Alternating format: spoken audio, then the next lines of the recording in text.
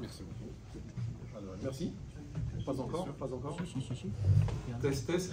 Vous nous entendez ou il faut... Ah, c'est bon. C'est bon. Parfait. J'ai passé l'énergie avec la blockchain. On est obligé de s'asseoir pour vous voir parce qu'il y a des plantes au milieu.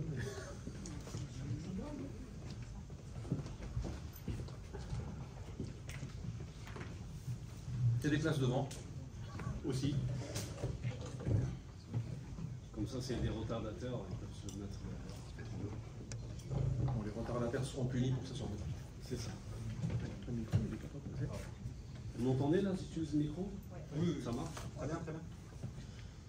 Ben, bonsoir à toutes et à tous, merci beaucoup d'être présents. Je dis un petit coucou à Gaël. Bonjour. En tout cas, merci beaucoup. Peut-être ton fils est venu avec toi? Le voici, le voilà, je ne t'ai pas reconnu. En tout cas, merci à tous. Donc, il y a des personnes qui sont venues pour être intéressées pour la masterclass. Moi, ce n'est pas la première fois que je viens à BBS. Et je suis remercié mon ami et aussi un expert reconnu dans l'écosystème qui a préféré de faire la masterclass pour vous et aussi pour les personnes qui ne sont pas là mais sont en replay. Et je te laisse, mon cher Michel, le soin de te présenter. Forcément, si tu te présentes, on aura pour 2 heures. En tout cas, tu peux te présenter. C'était ça la conférence. Voilà, merci beaucoup, Mehdi. Donc, bonsoir à tous. On va commencer peut-être par se présenter, puis après un peu vous donner un peu un aperçu de ce qu'on a préparé comme structure du sujet. Donc, moi, je suis Michel Kazaka. Je suis fondateur d'une société qui s'appelle Value Chain. C'est une entreprise qui fait du consulting dans un domaine très particulier. C'est l'industrie des paiements et des crypto-paiements. Je la présenterai après. En gros, j'ai un parcours dans l'industrie bancaire, l'industrie des commerces. En fait, les paiements sont partout, donc du coup, j'ai travaillé partout aussi. Tout le monde utilise à un moment l'industrie de paiement, que ce soit Visa ou Mastercard ou prélèvement virement. Donc, mes clients, c'est toutes les grandes banques françaises et les petites, mais aussi les banques internationales. J'ai eu la chance de travailler en Australie, en Afrique, au Moyen-Orient, aux États-Unis, donc en Europe, enfin, à peu près partout au monde. Pas que dans les banques, bien sûr, les commerçants aussi, les industriels aussi. Donc j'ai cette chance d'avoir vu aussi la chaîne de valeur de bout en bout. J'enseigne aussi dans 2 universités, à la Sorbonne, dans un master banque finance, la matière blockchain dans le monde bancaire, et dans une grande école d'ingénieurs dans le domaine de la cybersécurité. J'enseigne aux ingénieurs les transactions sécurisées sur blockchain. C'est un grand cours de 35 heures avec des projets de 24 heures derrière, etc. Donc pas que dans l'enseignement, voilà, c'est formation, conseils. Je suis aussi membre du board de France Payment Forum, qui est une association de tous les banquiers en France, mais aussi des industriels de paiement.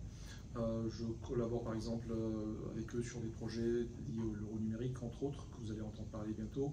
Et je suis aussi donc à Banque de France, je travaille moi-même sur ce projet. Tout ce que je vais dire aujourd'hui n'engage en rien du tout la Banque de France, c'est que mon avis personnel, j'insiste à le dire.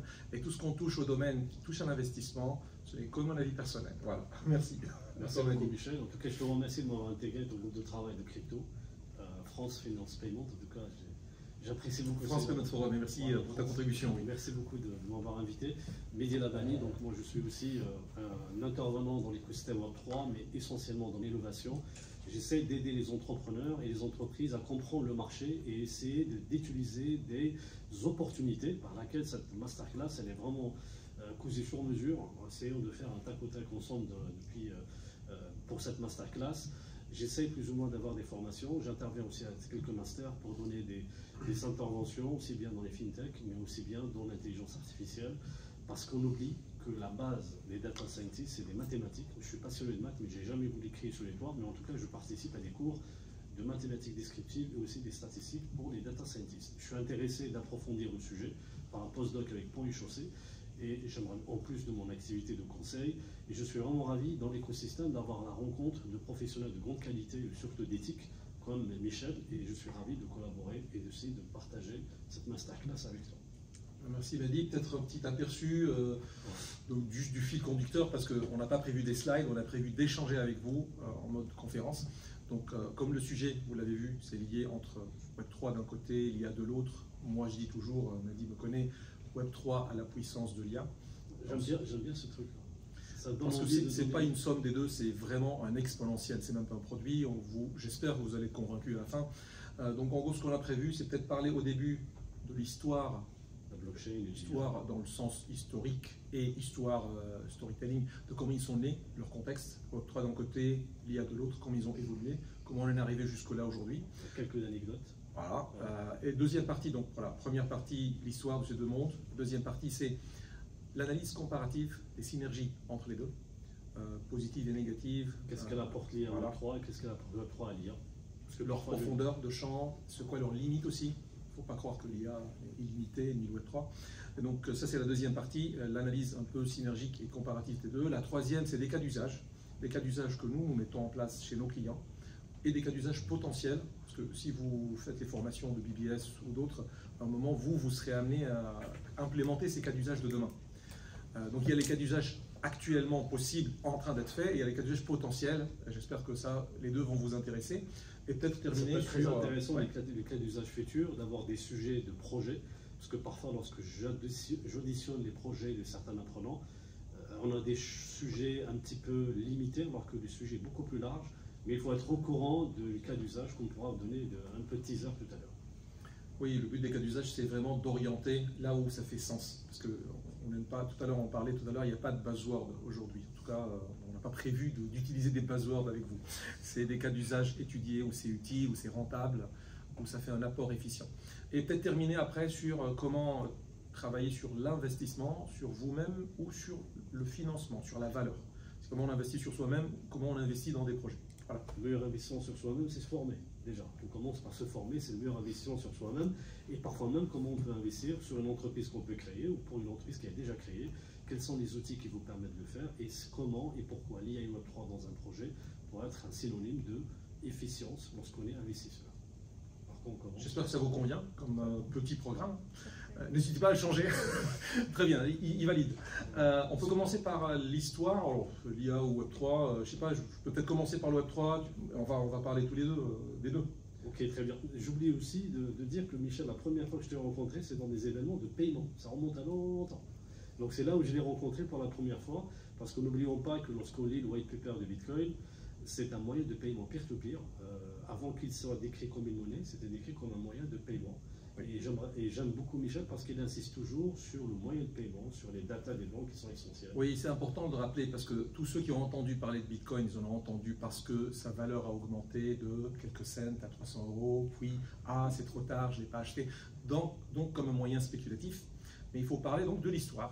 On est un tout petit peu là pour commencer par ça. L'histoire a commencé en... il y a plein de dates, hein, mais on va prendre une pour commencer, 2006. 2006, Satoshi Nakamoto, une personne inconnue, et c'est une personne, c'est pas plusieurs, on en reparlera après si vous voulez, il était en train de travailler sur un problème. En 2006, il n'y avait pas de crise financière, il n'y avait pas de problème monétaire, il n'y avait pas de problème de spéculation. En revanche, il y avait un problème dans les paiements en ligne, notamment dans les paiements dans les jeux, surtout les paris en ligne, et les jeux comme, je sais pas, Medal of Honor, j'ai oublié tous les noms des jeux de l'époque de 2006, mais il fallait acheter des armes dans les jeux ou acheter des items. Des items, voilà. Et comment on les payait? Le personnage était censé avoir un compte bancaire à la BNP, ça ne faisait pas sens. Ça ne fonctionnait pas. Typiquement pour les paris en ligne, payer de l'Australie, de la Nouvelle-Zélande ou de l'Afrique, le paiement prenait entre 48 heures à 15 jours. Et ce n'était pas possible pour des micro-montants, donc il fallait remplir un wallet, payer 1000 €, payer 100 € pour jouer. Ce n'était pas fonctionnel. L'industrie de paiement n'était pas mature pour les paiements sur Internet. Donc le problème est né là. Le problème est né par le fait que je veux faire des micro-paiements en ligne et je suis bloqué par les banques. Je suis bloqué par les limites des frontières et des réglementations d'ailleurs. Il y en a eu d'autres avant Satoshi qui ont essayé, ils ont tous échoué. Tous ceux qui ont fait e-cash, Gold, enfin, ils ont essayé de créer des monnaies électroniques en ligne transfrontalières. Ils ont fini en prison. Ils ont le mérite de faire l'ébauche, justement. Ils ont commencé à faire l'ébauche. Mais en tout cas, Satoshi Nakamoto, la maturité du contexte qu'il a observé, qui est né, comme tu le disais bien. C'est lui qui a réussi. Ceux qui ont essayé avant lui, ils ont eu des problèmes, ou ils ont juste échoué. Des problèmes, ils sont rentrés en prison, hein, parce qu'on touche là à la plus grande industrie au monde. J'ouvre la petite parenthèse, je vais vous présenter rapidement c'est quoi l'industrie de paiement. Qui de vous connaît bien l'industrie de paiement? À part ceux qui m'ont écouté par hasard sur Internet, j'en parle souvent. Si je vous dis, c'est la plus grande industrie au monde, qui le croit? Juste sincèrement, levez la main, qui croit que c'est la plus grande industrie au monde? Vous avez raison de lever la main. Vous avez raison. Elle est bien cachée, personne ne la voit. Moi, quand je suis rentré dans cette industrie, je dis, mais c'est quoi les paiements? Ça existe? Mais vraiment, ça existe, c'est sérieux? Il y a des gens qui bossent là-dessus, c'est n'importe quoi. C'est 2000 milliards de dollars de revenus par an. 2000 milliards de revenus nets par an. Pas de chiffre d'affaires, hein. Revenu net. Revenu. Revenu net. Pourquoi? Parce que sur chaque transaction, moi, mon industrie, elle est très gentille. Elle vous dit, je vous fais passer la transaction, mais bon, je prends une petite commission. C'est rien, hein, c'est 0, quelque chose de pourcent. En moyenne, sur les paiements en ligne, c'est 4%. Ça commence à chiffrer. Sur les paiements transfrontaliers, c'est tous ceux... C'est un véritable sujet, d'ailleurs, on a parlé sur le GT, c'est un véritable sujet de paiement transfrontalier qu'on appelle le trade finance. Là, les banques, elles sont conscientes que c'est un matelas énorme pour elles. Il y a des fintechs qui se sont un tout petit peu incorporés, c'est un véritable sujet. D'ailleurs, dans les futurs travaux, on va parler de ça.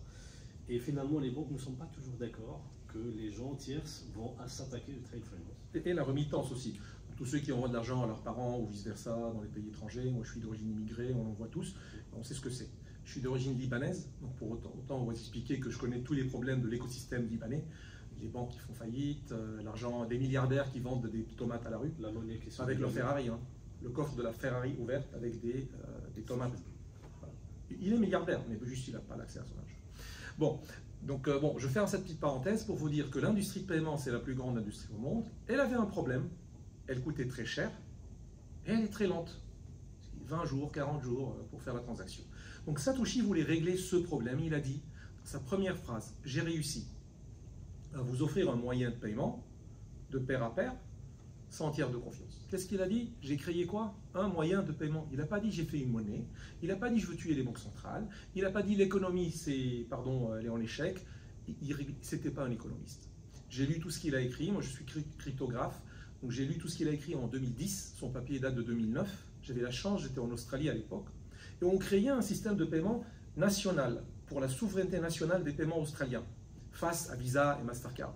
Pourquoi vous allez acheter de la viande dans un charcutier à Sydney, pourquoi vous devez payer les 10 € aux Américains à Visa et après que ça revienne au boulanger ou au charcutier? Ça fait aucun sens. Mais pour créer cette solution, eh ben, c'est infiniment difficile. Et Visa, elle a raison. Elle a réglé ce problème dans les années 50. Et ils vivent sur leur laurier. Voilà.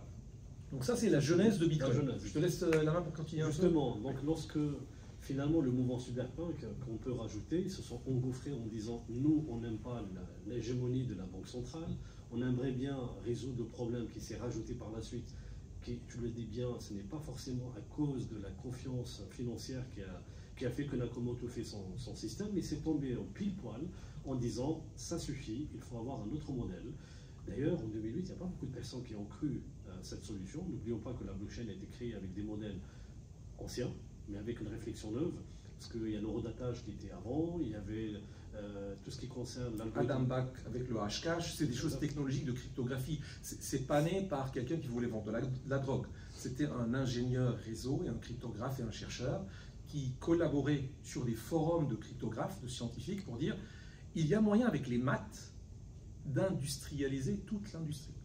D'industrialiser, ça veut dire quoi? Commoditiser, ça veut dire on n'a plus besoin de ces gens. Les maths peuvent faire cette confiance. Il y avait le problème de double dépense et justement le système Bitcoin a réglé le problème de double dépense. Ça permet que lorsqu'on a 1 euro, on ne va pas dépenser 2 fois le 1 euro. Et c'est ça le génie du système Bitcoin. Et moi, ce que j'ai aimé dans le white paper, cher Michel, c'est les annexes. D'ailleurs, lorsqu'on lit, et je vous invite à le relire, vous allez voir de très belles annexes, ce qui permet aussi de savoir l'envergure de cela. Moi, je me rappelle que l'année 2008 est une année assez noire pour ceux qui ont fait des diplômes de finance, qui voulaient travailler pour les banques, c'était un peu l'année noire pour eux, et que finalement, blockchain, plutôt, parce qu'il y a toujours pile ou face, une monnaie, plutôt lorsqu'on va dans une monnaie, le côté pile c'est la blockchain, le côté face c'est la monnaie ou la crypto générée. Quelques années plus tard, on a vu que la blockchain générait une proposition de valeur très intéressante, et que finalement les gens commençaient à voir cela comme un moyen de paiement très intéressant. Et je peux vous raconter une anecdote sans forcément trop prendre votre temps. Moi j'ai des amis qui voulaient absolument, c'était en Nord-Afrique, qui voulaient payer des millions d'euros, d'ailleurs je vais citer cet exemple au groupe de travail, et qui ne pouvaient pas payer avec l'argent qu'ils ont en moins d'une semaine. Donc ça remonte à loin. Hein. Donc il y a un ami qui me disait, ça rapporte en 2002 je crois, il m'a dit Midi, j'ai un problème, je suis millionnaire, mais je n'arrive pas à payer comme je veux. Donc il y avait un délai dans la banque, il y avait un délai de réglementaire, et que finalement, lorsque vous savez, lorsque vous faites des paiements transfrontaliers avec des Chinois, Le Chinois, s'il ne reçoit pas 100% du paiement, il ne va pas mettre la marchandise dans le bateau, quoi, parce qu'il ne vous fait pas confiance. Donc comment raccourcir le délai pour pouvoir payer, pour pouvoir faire d'autres transactions par la suite? C'est un véritable sujet. À l'époque Swift, et tu peux en parler vite fait, Swift, elle avait un système bancaire avec l'hégémonie, mais le problème de Swift, c'est qu'il faut attendre une semaine, 15 jours. On ne peut pas payer pendant le week-end. Donc finalement, la solution Bitcoin qu'il a testée cet ami lorsqu'il a ménagé à Dubaï, ça prend 15 minutes. Et là, ça fait vraiment le déclic. On a un moyen de paiement qui me permet de payer lorsque le destinataire est d'accord en 15 minutes. Lorsque je dis 15 minutes, c'est maximum 15 minutes. Donc là, je dis 10 en moyenne, 10 minutes en moyenne. Et d'ailleurs, pour ceux qui ne le savent pas, par la cryptographie, comme la moyenne est de 10 minutes, je vous ai expliqué quelque chose dans mathématiques, je suis désolé, mais quand on dit la moyenne est de 10 minutes, ça veut dire qu'entre 0 et 10, c'est à peu près la moitié de chance, et entre 10 et l'infini, c'est l'autre moitié de chance. Ce qui veut dire que la majorité des transactions sont réglées en moins de 10 minutes. Voilà. C'est exactement ça. Donc là, c'est né la réflexion de paiement avec ce genre de monnaie, et les banques ont été les premiers avec les assureurs de se préoccuper de cette nouvelle technologie, pas pour la démocratiser, mais pour savoir qu'est-ce qu'elle peut donner comme proposition de service. Donc ils ont essayé de le faire. D'ailleurs, il y a des solutions comme Congo qui permet de faire la blockchain, pas forcément publique, mais en hauteur, on appelle ça la blockchain de consensus, de faire cette solution de paiement pour eux, afin d'économiser les frais, mais ne pas ouvrir cette possibilité à tout le monde, et que finalement, ça a donné lieu, est-ce qu'on pourrait démocratiser cette technologie? Et là, je pense que tu as des papiers très intéressants. On a tapé sur la table en disant que Bitcoin, c'est pas bon, parce qu'il consomme beaucoup d'énergie, ce n'est pas une belle chose, c'est un drame. Et là, il y a des personnes dans le monde qui ont fait des papiers, parmi eux Michel, qui a dit ce n'est pas forcément vrai, il y a des modèles qu'on peut faire. Oui, c'est vraiment une excellente transition parce qu'on vous raconte vraiment l'histoire, comment elle a évolué. Donc un des premiers arguments contre Bitcoin, c'était deux choses. Satoshi Nakamoto, il a dit « Je ne veux pas qu'on paye avec cette monnaie pour des personnes dissidentes ». Il y a eu des échanges sur des... Il voulait la garder propre, c'est un objet mathématique qu'il a inventé, il voulait la garder la plus clean possible. Bien sûr, tout ce qui est intéressant, il est adopté d'abord par des gens qui prennent du risque. Et donc, ceux qui ont fait un site web pour la vente de drogue et d'armes, ils se sont dit, bah tiens, c'est un bon moyen aussi. Et ça a commencé à créer des ennuis pour Bitcoin. On va répondre au moins MAD tout de suite à cette question-là, la question des transactions illicites et la transaction énergétique. Sur la première, actuellement, en 2023, il y a eu un taux de fraude et un taux de transaction illicite mesuré sur Bitcoin. Pourquoi? Sur toutes les blockchains, tout est traçable. C'est un livre public, on peut tout lire instantanément. En revanche, tout ce qui est bancaire, bonne chance. C'est ce qu'ils publient et ça vaut ce que ça vaut. Bon, ce qu'ils ont publié, les banques, c'est qu'ils ont un taux de transaction illicite, ça veut dire blanchiment d'argent, financement de terrorisme, qualifié, hein, c'est prison pour les gens, et fraude, et vol, quoi, 4 à 5%. 4 à 5%. Ce qui est quand même beaucoup. C'est énorme. Des transactions et des montants. Vous imaginez tous les montants des paiements? Si je vous dis que notre industrie fait 2000 milliards en revenus, et c'est les micro-portions, imaginez les montants derrière. Ça, c'est l'industrie dans le dollar bancaire. Sur Bitcoin, 0,12% des montants sont liés à des transactions illicites, et elles sont toutes qualifiées. Tout est traçable, on peut tout savoir.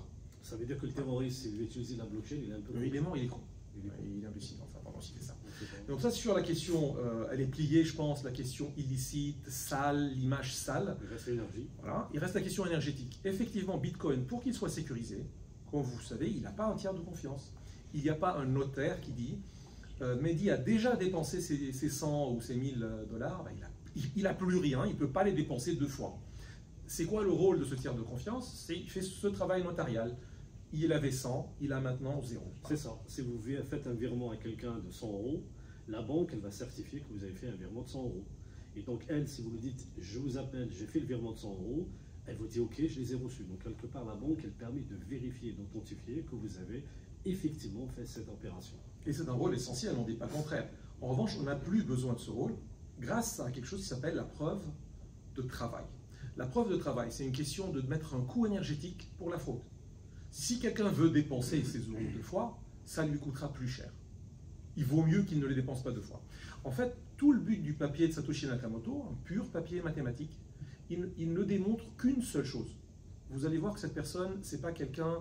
Moi, je suppose que c'est quelqu'un qui a à peu près 50 à 55 ans. Parce que je pense aussi parce qu'il a une compétence transversale. Ouais. J'imagine mal qu'il a 30 ans.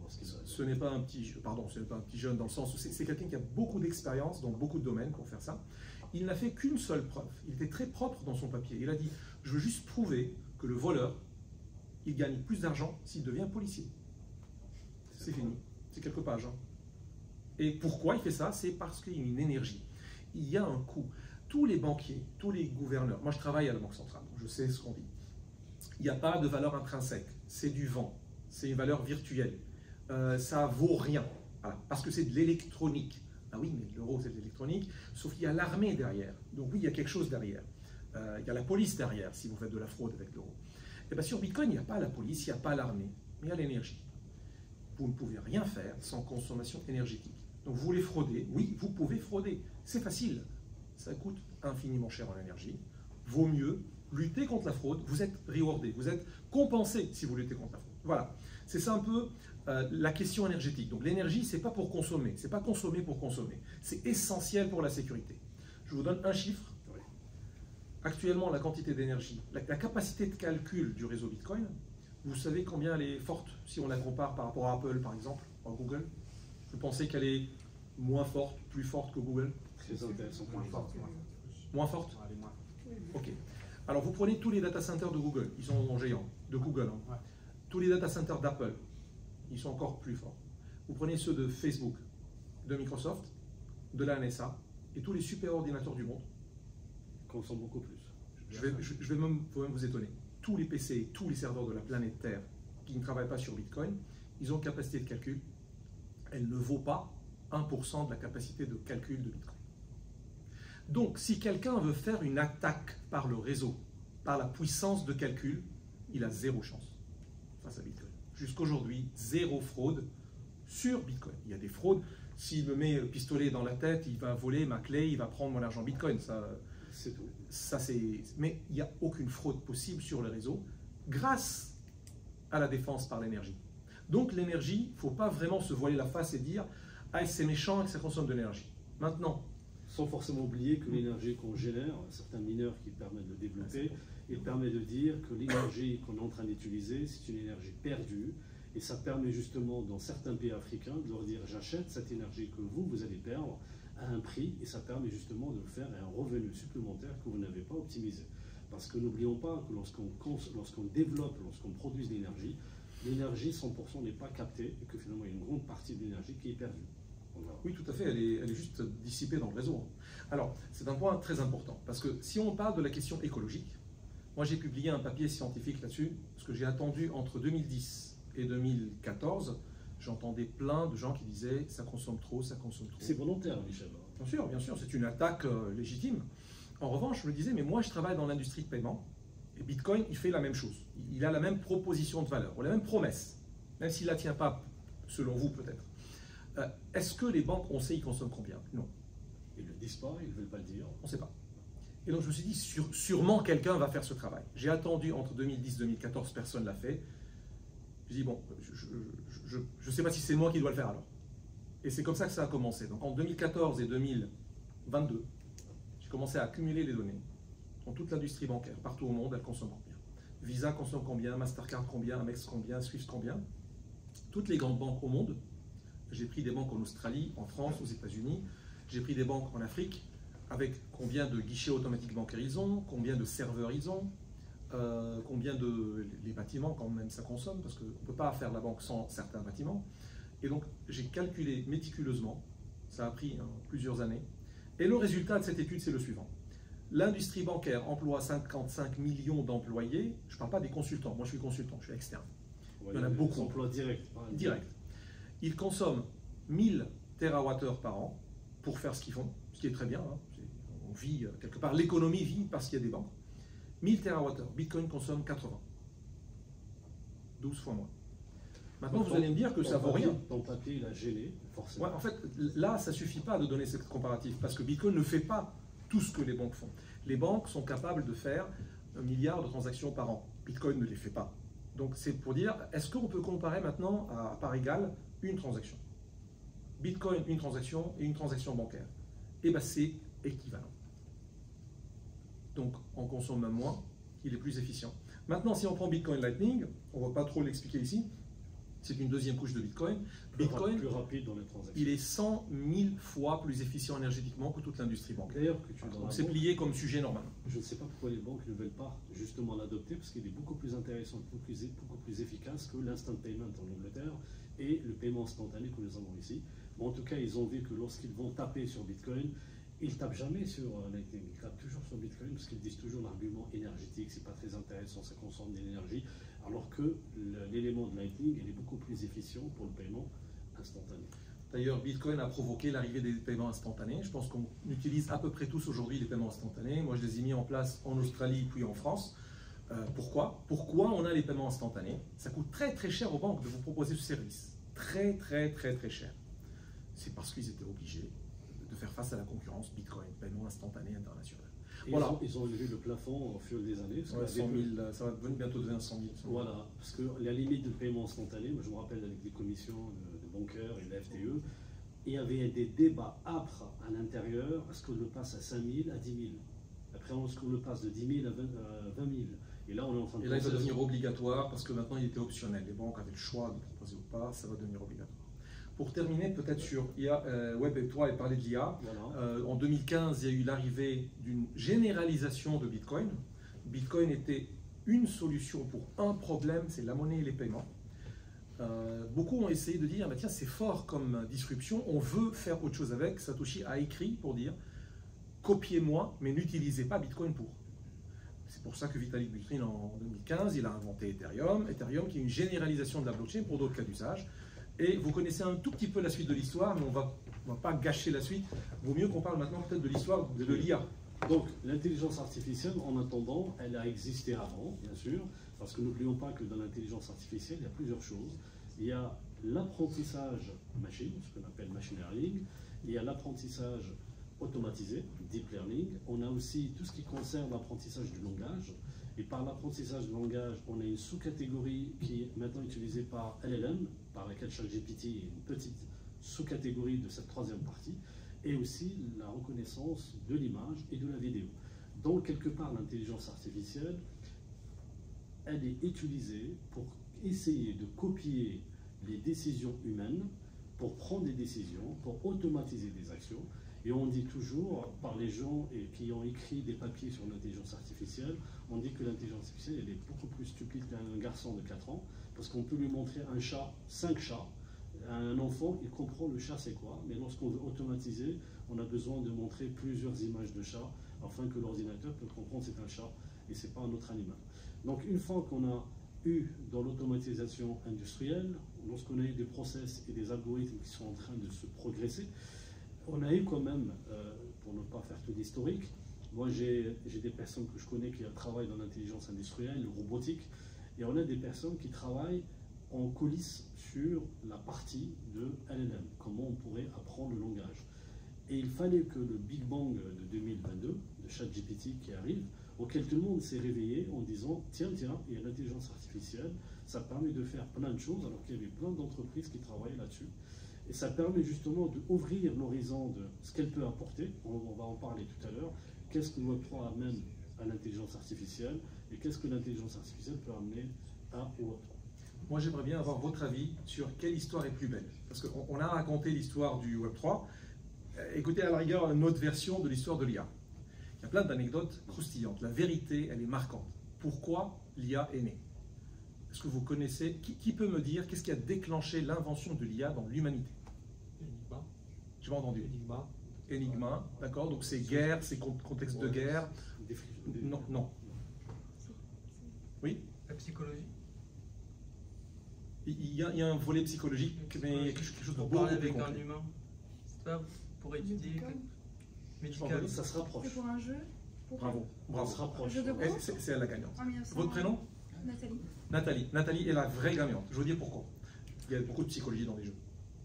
Parce qu'il faut gagner contre l'autre à un moment, il faut s'aider par des outils. Vous avez raison. Mais la vraie histoire, c'est le jeu d'échecs. Personne ne le sait. En 1770, bien sûr, le Turc qui a fait la machine turque qui joue aux échecs, il a bluffé tous les Européens en gagnant, en cachant un humain dans une machine. Mais n'oubliez pas, ce n'était pas anecdotique. Il a créé toute la mécanique de l'intelligence artificielle qui joue aux échecs.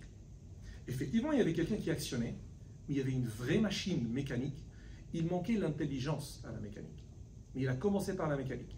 Et c'est reconnu comme la genèse de l'intelligence artificielle. Je ne te cache pas, Michel, j'étais triste le jour où la machine d'IBM a battu. Alors, pourquoi il a... Rappelez-moi votre prénom. Swan. Je n'ai pas entendu. Swan. Swan. Oui. Swan. Swan, vous avez à 100% raison, mais il fallait dire je. Je veux dire pourquoi. L'IA, elle a cassé la psychologie de Garry Kasparov. Il était juste mort psychologiquement et c'est comme ça qu'il a perdu. Je vais vous donner la suite de l'histoire. Donc en 1800 quelque chose, oubliez les dates, on s'en fout, un scientifique du coup prusse, si je ne me trompe pas, ou autrichien. Je vous rappelle que les Turcs, les Ottomans, ils avaient beaucoup de guerres, d'abord avec les Autrichiens, il y a eu une grande rivalité. Les Autrichiens, ils ont dit, on veut faire la revanche dans l'intelligence face aux Ottomans. On veut faire une vraie machine qui fait des jeux d'échecs, sans tricher, en cachant un gars dedans. Et ils l'ont fait. Ils ont fait la mécanique qui peut résoudre un problème de fin de jeu d'échecs. Donc il y a juste une tour, de roi, et là, la mécanique joue, seule. C'était mécanique, il fallait tourner une manivelle, mais en tournant, elle trouvait un chemin, elle dit non, ça c'est pas bon, je joue autre chose. Et donc 1880, cette deuxième étape, elle est encore mécanique. Il faut attendre, on va arriver à Garry Kasparov, il faut attendre John von Neumann, Shannon et Turing, les inventeurs de tout ce qu'on appelle aujourd'hui l'informatique, c'est une très grande science. La machine de Turing. La machine de Turing. Et donc ces gens-là, en cachette, ils travaillaient sur des machines qui faisaient Enigma. Ils travaillaient sur des machines de comment faire Turing Complete, faire tous les calculs possibles. Et en secret, ils ont tous publié sur les jeux d'échecs. Ça travaillait le cerveau humain à un point. Ils ont dit, si on arrive à casser ce jeu avec du l'IA, on inventera une intelligence. Et donc, l'histoire continue. Parce que l'intelligence artificielle veut essayer de prendre des décisions. C'est ça un tout petit peu le Graal lorsqu'on a des robots. Est-ce que le robot peut prendre des décisions? D'ailleurs, lorsqu'on envoie des robots, par exemple, sur la planète Mars, tous les modèles de ces robots, comment les robots peuvent éviter un obstacle, comment il permet de savoir s'ils se retournent. Donc, lorsqu'on arrive à donner à une machine la faculté de prendre des décisions, on a trouvé la solution, on a permis d'améliorer l'intelligence artificielle. On va arriver à la fin à Elon Musk, mais avant, on est encore à Garry Kasparov, juste avant. Donc IBM, à un moment, elle dit moi, je vais quand même prouver que je ne suis pas encore un dinosaure. C'est ici, pardon. Je vais quand même gagner avec Watson, je vais gagner avec Blue, Deep Blue et Deeper Blue. Donc ils ont dit, bon, on veut craquer l'intelligence. Comme ça, tout le monde va reconnaître qu'IBM, c'est pas encore un dinosaure. On n'est pas encore mort, on n'est pas encore extinct. Et donc, ils ont créé Deep Blue. Garry Kasparov l'a massacré. Il a gagné. L'humain, il a sauvé l'humanité. J'étais très content. Moi aussi. Moi, je suis un joueur d'échecs professionnel. Aussi, je vous sentais que je parle avec un peu de passion. Et moi aussi, j'étais déçu quand on a perdu face à la machine. Mais comme je suis ingénieur, informatique et électronique, j'ai compris que le terrain de jeu, maintenant, il faut être ingénieur pour battre un autre ingénieur. Il faut créer une autre intelligence pour battre l'autre intelligence. Garry, malheureusement, il n'est pas ingénieur, il n'a pas compris ce jeu. Il a perdu psychologiquement face à la deuxième machine. Deeper Blue, c'était quoi son modèle? C'est quoi l'intelligence artificielle? Ça a été donné dans un cours magistral à MIT, que j'ai pu suivre en tout cas. C'est recherche. C'est tout, c'est recherche. Moi, je pensais que c'était une conscience, je pensais que c'était une intelligence. Pour nous, Dieu est une intelligence supérieure. Enfin, voilà, c'est divin. Il y a quelque chose qui surpasse l'humain carrément. Et nous, on a un token dans nous de l'intelligence. Il y a une intelligence plus grande que nous. Non, l'intelligence artificielle, c'est une recherche de chemin. Vous faites un explorateur qui fait rechercher ce mot-clé dans mon disque dur, c'est la base de l'intelligence. Parce que comment chercher? Quel chemin prendre? C'est pour ça qu'on a besoin de traiter beaucoup de bases de données, de traiter, d'améliorer. D'ailleurs, je vais juste faire une petite parenthèse rapide. Lorsque vous voyez par exemple la météo, c'est une des organes qui a besoin de gros calculateurs. Donc on essaie de mettre les outils du passé pour essayer de comprendre le présent dans l'espoir d'optimiser, de prédire l'avenir. Vous remarquez toujours le mouvement des nuages et moi j'ai toujours dit ce n'est pas un mouvement au hasard, c'est toujours des calculs qui se refont afin de pouvoir trouver la bonne solution pour eux, d'avoir des algorithmes qui prédisent l'avenir parce que quand même c'est très complexe, l'humidité, le mouvement des vents, la circulation et la température qui permet de faire de la prédiction. Et c'est pour cela que les organes de la météo, c'est eux qui ont, avec les organes militaires, d'avoir les ordinateurs les plus puissants. Et d'ailleurs, toujours lorsqu'on était dans l'informatique à l'époque, lorsque j'étais ingénieur, on lisait chaque année le top 500, les top ordinateurs les plus puissants dans le monde. Donc pourquoi on parle que c'est de la recherche, y compris recherche de mouvements de nuages, de mouvements chaotiques? Pourquoi le jeu d'échecs, c'était la pierre angulaire de la création de l'intelligence artificielle? Parce que pour tous ceux qui ne savent pas, tout l'univers, tous les atomes de tout l'univers ne sont pas suffisants pour stocker les possibilités dans le jeu d'échecs. Donc c'est un jeu tellement ouvert que calculez autant que vous voulez, vous avez de la puissance que vous voulez, vous ne pouvez pas tout calculer. Vous ne pouvez pas craquer le jeu à l'infini. Donc on peut rester sûr maintenant, même maintenant, qu'il y a toujours une autre intelligence artificielle qui gagnera face à une autre intelligence artificielle, parce qu'il n'y en a aucune qui va résoudre le jeu jusqu'à l'infini. Bon, du coup, Garry Kasparov a perdu psychologiquement parce qu'il a vu un mouvement qu'il n'a pas pu calculer. Il était capable, c'était le seul humain qui était capable de faire 12 coups à l'avance. Tous les autres grands masters GMI, ils sont capables de faire 6, 7, 8 coups à l'avance. C'est infini, c'est une très grande quantité. C'est énorme déjà. Ouais. Et on ne savait pas que Garry, même lui ne savait pas qu'il calculait 12 coups à l'avance. Par son intuition, par sa mémoire graphique, par sa GPU. Lorsque IBM Deep Blue a compris ça, elle a fait un ordi plus grand qui calcule 12 au lieu de 8. Et il a gagné. Bon, tout ça pour vous dire qu'à un moment, lui, il a été cassé, il a arrêté de jouer, jusqu'à ce que quelqu'un crée Stockfish. Enfin, il y en a eu d'autres entre-temps. Mais Stockfish, il est sur mon smartphone, même le premier iPhone, il peut massacrer Deep Blue en quelques coups. Actuellement, il y a AlphaZero de Google, qui a pris le flambeau après IBM, qui a massacré Stockfish. Alors, la différence, Stockfish, c'est des calculs purs et un entraînement sur la base de l'humanité des jeux d'échecs, alors que AlphaZero, non. C'est de l'intelligence artificielle en mode machine learning. Elle n'a rien appris à part entre elle et elle. Elle n'a que les règles et elle a appris. Et bien, on a créé une autre version de Stockfish qui est là-bas. Pourquoi je vous fais toutes ces anecdotes? Parce que je vais vous expliquer, en tout cas, c'est une compréhension profonde de c'est quoi l'IA. Il y a un théorème mathématique qui prouve que l'IA ne sera jamais divergente. Est-ce que quelqu'un peut juste interpréter cette phrase? Essayer d'interpréter cette phrase, sa profondeur. Qu'est-ce que ça veut dire l'IA ne sera jamais divergente? Parfois on a des titres de films de divergentes. Oui, c'est lié aussi à ça un tout petit peu. Divergente, c'est un théorème mathématique qui prouve que l'IA ne sera jamais croissante en termes d'intelligence à l'infini. Ça veut dire qu'elle sera convergente. Ça ressemble à la limite des suites. On dit suite divergente. Si on peut calculer d'avance, on peut toujours calculer d'avance, elle converge vers quel niveau d'intelligence? Toujours. Bien sûr, elle peut dépasser mon intelligence à moi. Alors, je peux créer une intelligence artificielle dans les jeux d'échecs qui va battre Michel, bon, ça a été fait, qui bat Kasparov, ça a été fait, mais qui bat Stockfish aussi. Parce qu'on peut calculer, elle converge vers quel niveau d'intelligence Stockfish, et on peut faire juste une autre IA qui converge un peu plus haut. Donc, ça devient une question de souveraineté. Et c'est pour ça que Elon Musk, et peut-être je vais terminer en tout cas ma partie sur l'histoire, je suis désolé c'était long, mais je suis passionné par les deux histoires, hein, comme vous le voyez. C'est pour ça que Elon Musk, qui était ami avec Larry Page, ils étaient des vrais potes. C'est les plus grands ennemis de la planète Terre. Google, fondateur de Google. Alors on a lu tous les deux la biographie d'Elon Musk. C'est vraiment incroyable. Je vous invite vraiment à jeter un coup d'œil. Même si vous détestez la personne, lisez la biographie. Ce qu'il a fait, c'est incroyable. Ce qui est intéressant, c'est que chaque 10 pages, 20 pages, on fait autre chose, on apprend un truc. Parce que lorsqu'on voit, il y a plusieurs centaines de pages. C'est un gros pavé de 1000 pages. Hein. Enfin, faites ce que vous pouvez, mais moi je l'ai lu du bord à bord. En gros, Elon Musk, il a commencé dans les paiements. C'est ce qui m'a attisé ma curiosité avec PayPal. Ce qui a attisé ma curiosité pour dire, mais il me fait des fusées vers Mars là. Il faisait des paiements avant. Donc comment il a fait? Donc j'ai lu sa biographie. Sur l'anecdote avec Larry Page, elle est fondatrice. Il dormait sur le canapé chez lui. Il n'avait pas de maison. C'était un milliardaire, il n'avait pas de maison. Il dormait sur le canapé de ses amis. Donc il papotait la nuit, il buvait. Et il aimait beaucoup la science-fiction, je ne sais pas, du type Lord of the Rings ou Star Wars. Ils aiment beaucoup ces environnements-là. Et Larry Page disait, bon, nous chez Google, on travaille sur l'IA, on a déjà vu des choses, on ne peut pas les annoncer. Sauf que c'est des amis, donc ils se sont parlé. C'est des ingénieurs tous les deux, ils se sont parlé. Et Larry Page, il a dit, l'humanité est morte. Je l'ai tué, c'est fini. C'est pas seulement on a dépassé l'intelligence humaine, non. C'est on va manipuler toute l'humanité. L'humanité est morte. L'humain est mort. Ça va devenir un animal comme les autres.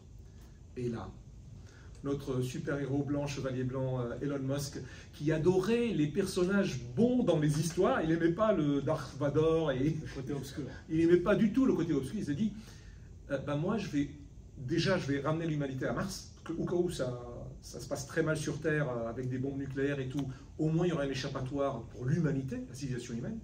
Mais en plus, je vais sortir le génie de son, je m'appelle la lampe là, et je vais le donner à l'humanité. Et ce que je vous dis, c'est pas de la science-fiction. Le gars, il est romantique. Il est bizarre, il est tout ce que vous voulez. Lisez son histoire, il est romantique. C'est-à-dire, ah non, non, pas l'humain. Je suis humain. Je suis humain. Il s'est identifié un peu à la victime. Et donc, c'est lui qui a fondé OpenAI. Avec tout son argent. Il a ramené tout ce qu'il faut. Il a dit, vous me faites une IA open, vous la donnez à toute l'humanité et surtout, tuez Google. Je pense que vous sentez que Google a un peu de difficulté aujourd'hui. C'est Elon Musk derrière. Et quand il a vu que son autre ennemi, Microsoft, Bill Gates, lui a fait un couteau dans le dos, il a acheté OpenAI, il l'a sorti. Il a dit, je vais sortir une autre IA. Et son IA, elle est encore plus puissante, pour la raison suivante. Il a les robots humanoïdes complets. Et en plus, bon, c'est dangereux ce qu'il fait, je ne dis pas que c'est pas un saint, c'est très dangereux. Il a aussi Neuralink qui implante des chips dans le cerveau pour commander des choses à l'extérieur. Ça, je ne suis pas très fan, Michel. Bon, bien sûr, c'est un sujet très dangereux, sauf qu'on ne peut pas échapper. Malheureusement, on ne peut pas échapper à l'évolution de l'humanité. Je suis juste pragmatique, il faut que quelqu'un le fasse bien, que ça soit open, que ça soit auditable, qu'il y ait de concurrents, j'en sais rien. Là, je ferme la parenthèse, c'est un débat très compliqué, mais voilà l'histoire. Pardon, oui. Et comment vous analysez là, le partenariat entre Apple et OpenAI justement?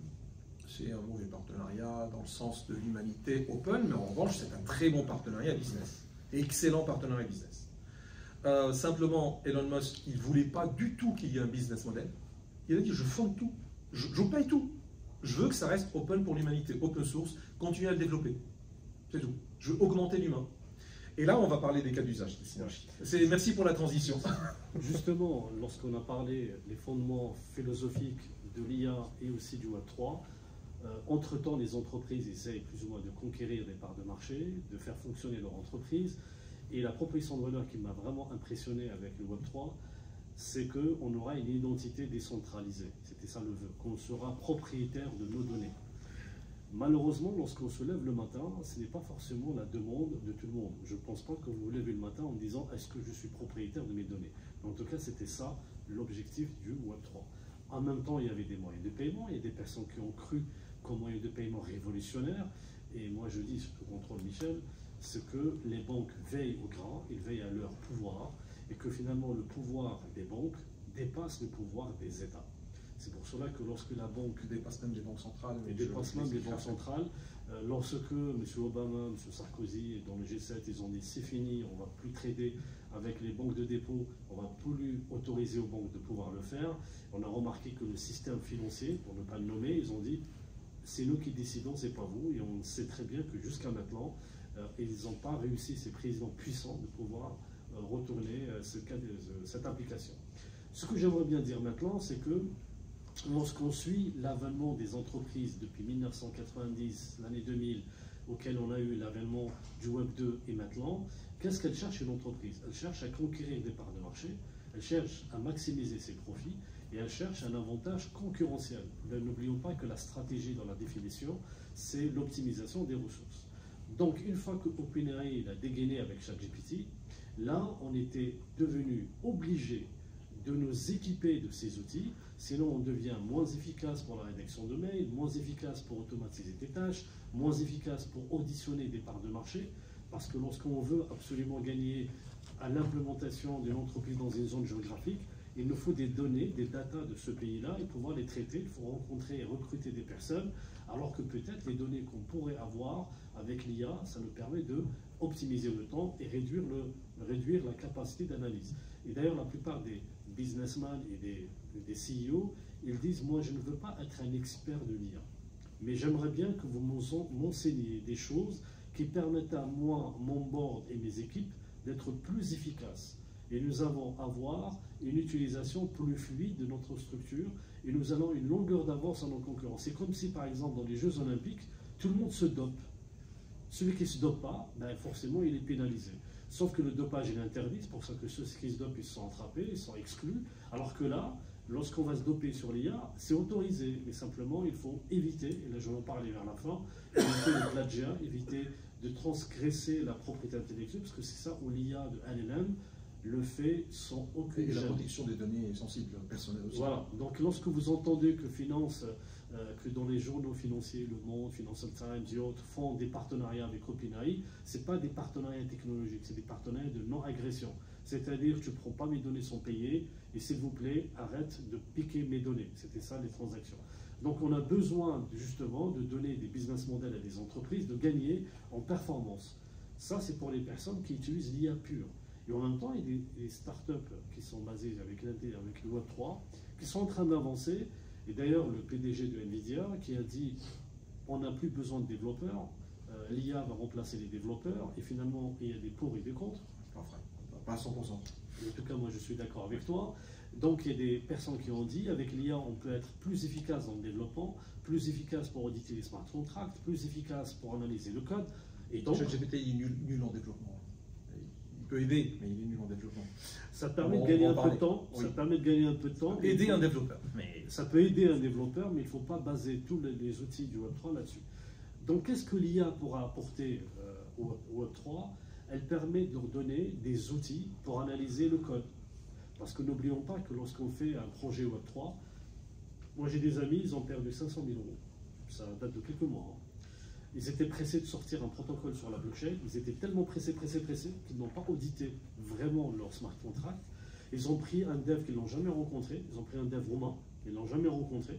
Et c'est finalement le dev romain qui a siphonné la pool de liquidité. Ils ont contacté au Interpol, machin, ils ont récupéré sur les 500 000, ils ont récupéré 80 000. Et les 420 000 perdus. Ça veut dire quoi? Ça veut dire lorsqu'on veut lancer un projet Web3, la première chose qu'il faut faire, c'est auditer les smart contracts, auditer de façon humaine. Et si on a des langages qui permettent de voir cela, et il y en a des langages qui permettent de le voir, de l'automatiser, pourquoi pas. Donc c'est une des utilisations de l'IA pour pouvoir aider les projets Web3. À part cela, c'est la transcription et la confiance. Et la dernière chose, c'est pouvoir de donner, elle a donné une information qu'elle n'avait pas avant. Donc lorsqu'on est dans le Web3 pur, on peut utiliser des outils Web3 pour devenir plus performant, plus structurant et surtout beaucoup plus vigilant. Merci pour cette première analyse comparative. Mais juste avant de continuer, je suis vraiment intéressé par qui a aimé plus l'histoire Bitcoin, qui a aimé plus l'histoire Bitcoin. Ok. Et donc les autres, vous avez plus aimé l'histoire IA? Enfin, l'histoire de l'IA, pas mon histoire, l'histoire de l'IA. Ça se termine mal avec l'échec. Bon, franchement, je ne veux pas comparer la beauté de l'histoire, mais ouais, je suis intéressé par laquelle vous passionnez le plus. Oui. J'aurais plutôt une question, parce que c'est encore flou actuellement, la notion de Web3. J'ai l'impression que l'écosystème Web3, enfin tel que vous avez dit les dernières phrases, j'ai l'impression que l'IA, la blockchain sont des outils de l'écosystème Web3. Mais comment on définit vraiment Web3, il se compose par la blockchain, les smart contracts, les DAO, d'accord, et la partie tokenisation, ce que définit tout le Web3. Bien entendu, on a des outils dans l'IA qui permettent d'aider justement les blockchains à se structurer, de permettre d'auditer certaines choses d'un algorithme dans les blockchains. Ça permet de détecter des failles et ça permet aussi de voir, parce que n'oublions pas, lorsqu'on fait des projets dans la tokenomie, la plupart des projets dans la token économie, tout smart contract mal rédigé, c'est un projet qui pourrait être voué à l'échec. D'ailleurs, la plupart, malheureusement, c'est le Far West dans le Web3. Il y a des bons hackers et des mauvais hackers. Qu'est-ce qu'ils font les bons hackers? Ils essayent d'aider les entreprises en les alertant par des conseils d'analyse des smart contracts. Mais il y a des mauvais hackers qui voient juste l'appât du gain. Et s'ils voient que les smart contracts étaient mal faits, ils vont essayer de pouvoir trouver la faille pour essayer de récupérer tout ce qu'ils peuvent récupérer. Oui. En fait, dans la blockchain, tout est traçable. Et comment ça se fait alors que les hackers réussissent à hacker l'argent et que la police n'arrive pas à récupérer cet argent? En fait, il y a deux questions de traçabilité. Il y a une pseudo-anonymité sur les blockchains. Donc on peut tracer une adresse, mais on n'est pas sûr de savoir qui est derrière l'adresse. C'est pour ça qu'il y a une réglementation qui s'appelle le KYC. Il faut voir l'identité derrière chaque adresse. Ça, c'est à la rigueur un sujet qu'on va traiter un tout petit peu sur le volet conformité des deux côtés, côté IA et côté Web3. Mais actuellement, toutes les attaques qui ont eu lieu sur, par exemple, WannaCry, là où on fait du hack, on chiffre les données d'entreprise, on leur dit vous devez payer une rançon pour qu'on vous redonne vos données. Et on l'a eu en France, c'est eu partout au monde. Hein. on n'a pas pu trouver la C'est personne terrible, derrière. même lorsque ça touche les hôpitaux, je trouve ça vraiment terrible. On n'a pas pu remonter sur la chaîne parce que ces personnes-là étaient bons pour protéger leur anonymité. On ne connaît toujours pas c'est qui Satoshi Nakamoto non plus. Donc voilà, il y a des limites à l'exercice. Si on veut, on peut. C'est ça la différence. Alors que dans le monde bancaire, si on veut, on ne peut pas. C'est ça la différence. Mais vous avez une bonne question, je vais quand même définir le Web3. On a défini un peu l'IA, mais pas le Web3. Oui. Le problème, c'est pas hacker la blockchain, c'est hacker les applications qui entourent, qui utilisent la technologie blockchain. Les hacks, ils sont surtout... Il y a eu des hacks sur les blockchains, c'est exactement ce que disait Mehdi tout à Ça l'heure. dépend, ça Sur la blockchain, il y a eu des hacks, mais pas sur Bitcoin, sur plutôt des smart contrats d'Ethereum. N'oublions pas que les blockchains ne sont pas toutes les mêmes. Les blockchains sont conçues par des nœuds. C'est pour cela que lorsqu'on veut faire déploiement d'un projet, moi je dis toujours à ceux qui font des projets, lorsqu'ils viennent avoir un conseil de consulting, quelle est la blockchain par laquelle tu veux faire le déploiement et pourquoi. Donc lorsqu'on choisit une blockchain, on ne choisit pas uniquement sur les frais de transaction, on choisit sur l'aspect sécurité, si on a des données sensibles. Par contre, si on n'a pas beaucoup de sécurité à privilégier, on cherche la scalabilité, en fait c'est un triangle, un triaprite, il faut privilégier l'un à l'autre. Donc par exemple, moi j'ai des personnes qui ont fait des projets blockchain, ils ont 60 nœuds. C'est beaucoup plus facile de hacker ou plus de bombarder 60 nœuds que de bombarder. C'est une petite blockchain, c'est un petit réseau. Petit. En réalité, pourquoi Satoshi Nakamoto et Bitcoin ne font que le paiement? C'est parce qu'ils ne veulent pas être généralistes. Ils ne veulent pas être utilisables pour plein d'autres cas d'usage. C'est une des façons d'être sécurisé. Vous ne pouvez pas m'utiliser pour faire autre chose. Et donc je fais très très bien ce que je fais. En revanche, Ethereum, Tezos, Cardano, les autres blockchains publiques, elles sont généralistes. C'est comme un ordinateur, on l'appelle Turing Complete. On peut tout faire avec. Et quand on peut tout faire, on peut faire des erreurs. On a le droit de faire des erreurs. Et quand les smart contracts sont publiés, la logique, parfois c'est un peu du chinois pour en français, si vous le lisez, donc il faut être vraiment connaisseur, non seulement en développement, mais dans la sécurité et dans l'archi. Et c'est pour ça qu'on fait des audits. Quelqu'un, il faut être c'est notre métier, c'est-à-dire qu'on accompagne les entreprises pour auditer les smart contracts, aussi pour les donner des agréments, typiquement les agréments PSAN, etc. On va en parler après. Mais pour définir le Web 3, parce que ça c'est la suite de l'histoire, avec l'IA aussi et la synergie. Le Web 2, quand Richard Stallman l'avait inventé dans les années 1900, il a dit « j'ai inventé le Web 2 ». Ça veut dire quoi? Il a dit « j'ai inventé le Web 2 qui permet aux gens d'échanger freely, d'échanger librement les informations et de commercer en ligne ». Donc dès l'invention du Web 2, il a dit « j'ai permis aux gens de créer Wikipédia et de créer Amazon ». En revanche, tout sur le Web 2 est duplicable. Je vous envoie un fichier, vous avez une copie, j'ai une copie. Donc l'information elle est dupliquée à l'infini, sans aucun problème, sans aucune notion de propriété. On perd la propriété de données. Il n'y a pas une notion de traçabilité ni de propriété. D'ailleurs, même les paquets dans Internet, quand vous faites du streaming d'une vidéo, eh ben, la minute 2 peut arriver après la minute 1, mais c'est juste chez vous que c'est remis en ordre. Donc il n'y a pas de notion de chronologie, il n'y a pas une notion de session, il n'y a pas une notion, pas sur Internet, sur le web. Voilà, il manquait des choses. Et le Web 3, il vient faire quoi? Il vient dire, je veux commoditiser tout ce qu'on a construit sur les Web API, tout ce qu'on a créé sur Internet, je vais le mettre dans Internet. Par exemple, je veux émettre un actif, un produit que je veux acheter, un livre par exemple, ou bien une voiture, n'importe quoi. Et bien ce produit lui-même, il sera émis sur Internet. Je veux le payer, et bien je n'ai pas besoin d'une carte plastique dans laquelle il y a de l'électronique qui ne marche pas sur Internet, mais vous copiez un numéro derrière. Donc le plastique n'était pas fait pour faire du commerce en ligne. Donc le Web 3, il vient mettre tout ce qu'on a inventé dans Internet. Ça, c'est la meilleure définition qu'on peut donner au Web 3. Bien sûr, ça passe par de l'automatisation de certains services et par réorganisation de la chaîne de valeur. J'ai plus besoin de la banque, j'ai plus besoin de... En fait, Uber, vous prenez par exemple, c'est un des cas d'usage du Web 3. Oui, c'est ça. Je vais juste dire une chose avant de continuer. N'oublions pas, et là je vais vous donner une anecdote. En préparant une conférence il y a quelques mois, ça m'a fait plonger 20 ans en arrière. J'avais une connaissance que je donnais des cours de maths, et le père faisait les boucles d'oreilles des vaches. Parce que n'oublions pas que le business mondial avec l'Argentine, c'est le bovin. Et on a besoin de savoir l'origine du bovin. Et pour faire l'origine du bovin, on leur donnait un boucle d'oreille avec un code, et que finalement j'étais étonné de voir que ce business, il avait un sens. Parce que justement, si vous voulez acheter un cheptel d'un pays à l'autre, il faut tout un process de savoir l'origine du cheptel, il faut que le vétérinaire donne son accord, et c'est vraiment réglementé dans le commerce international. Et d'ailleurs, on a des exemples où le cheptel était faussement déclaré sain, et que finalement, lorsqu'il a quitté la France, un vétérinaire neutre, il a dit non, non, il n'est pas sain, donc finalement, le cheptel a été exécuté. Donc, qu'est-ce qui s'est passé? J'ai posé la question aux confédérations, et je trouve ça un peu dommage que les entreprises du Web 2, ils ont saisi l'intelligence de la proposition de valeur du Web 3, alors que parfois l'écosystème Web 3 est en train de dormir avec les games, les NFT et autres, alors qu'il y a de vrais usages. Et j'ai posé la question, j'ai dit, est-ce que vous avez créé l'identité décentralisée des vaches? Il m'a dit oui, nous sommes en train de le faire, c'est un gros business qui évalue à 2 milliards. Et c'est en France, et c'est la division d'Orange Business. Je suis filmé, donc je peux le dire. Orange Business avec une coopérative agricole. Donc l'identité décentralisée humaine et même animale, elle est très importante. Et n'oublions pas que même chez Ledger, lorsqu'on dit on oublie les phrases, il faut les sécuriser et autres, il y a quand même un moyen de récupérer certaines choses, c'est l'identité. Et d'ailleurs, moi je dis toujours, quel est le seul document que tous les États du monde, même africains, donnent beaucoup d'importance, c'est l'extrait de naissance. Exact. Donc si on ne sécurise pas l'extrait de naissance, on perd l'intégrité, on ne maîtrise pas le flux des naissances, on ne maîtrise pas le flux des décès. Donc c'est hyper important et tous les pays du monde donnent beaucoup d'importance à cela. Dans le Web3, on va au-delà. Je suis propriétaire de mes données.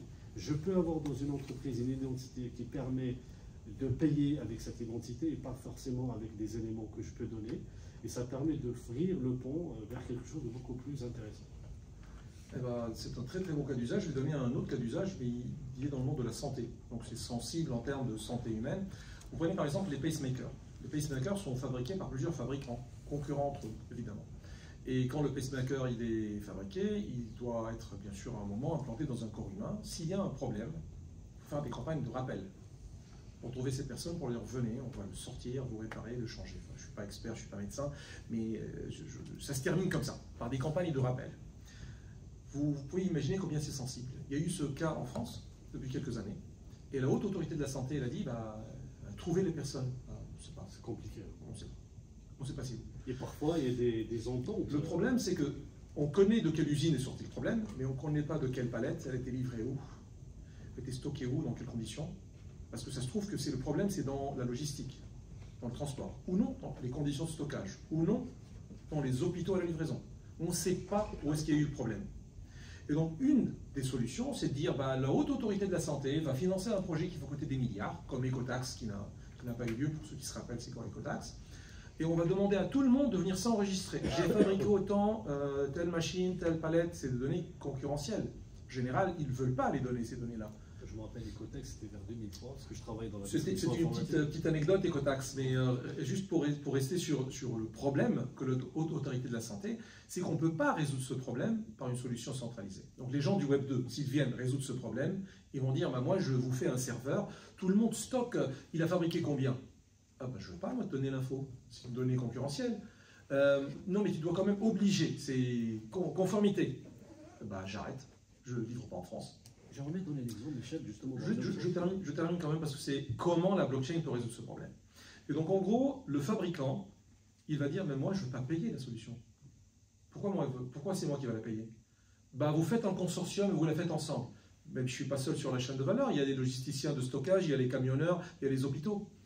La haute autorité de la santé n'a aucune légitimité de la faire, elle n'a pas de budget, et le marché ne peut pas structurer. C'est un marché qui est, on appelle ça dans l'économie, c'est un marché spécialisé. C'est-à-dire qu'il y a chaque acteur, il fait un bout de la chaîne de valeur. Et la seule solution possible, c'est une blockchain. Personne ne l'a fait, mais tout le monde l'a. Personne ne paye le budget pour la faire, mais tout le monde l'a. On a tous la même solution. Chacun dépose des preuves avec de la cryptographie qui protège la privacy, des données concurrentielles. Aucun fabricant sait ce que l'autre a fabriqué, mais le smart contract peut faire l'audit. Et donc, c'est ce genre de solutions qui peuvent résoudre un problème de santé dans l'économie. Oui? Mais comme les données sont publiques sur la blockchain, pourquoi ces données seraient privées? Publiques ne veut pas dire qu'elles sont lisibles et ouvertes. Elles peuvent être publiques, ça veut dire traçables, mais avec du zero knowledge proof et avec de l'homomorphisme, la cryptographie maintenant change le monde. La cryptographie peut permettre à des smart contracts de pouvoir prouver que quelque chose existe sans jamais le révéler, même pas à elle-même. J'ouvre une petite parenthèse et après tout de suite je passe la parole à Mehdi. Parce que j'ai envie de dire un complément pour ne Oui. pas oublier. Oui, vas-y. Si vous voulez faire un projet blockchain Web3, il y a des choses qu'il faut savoir. Et justement, ce que Michel dit, justement, c'est un problème de santé publique.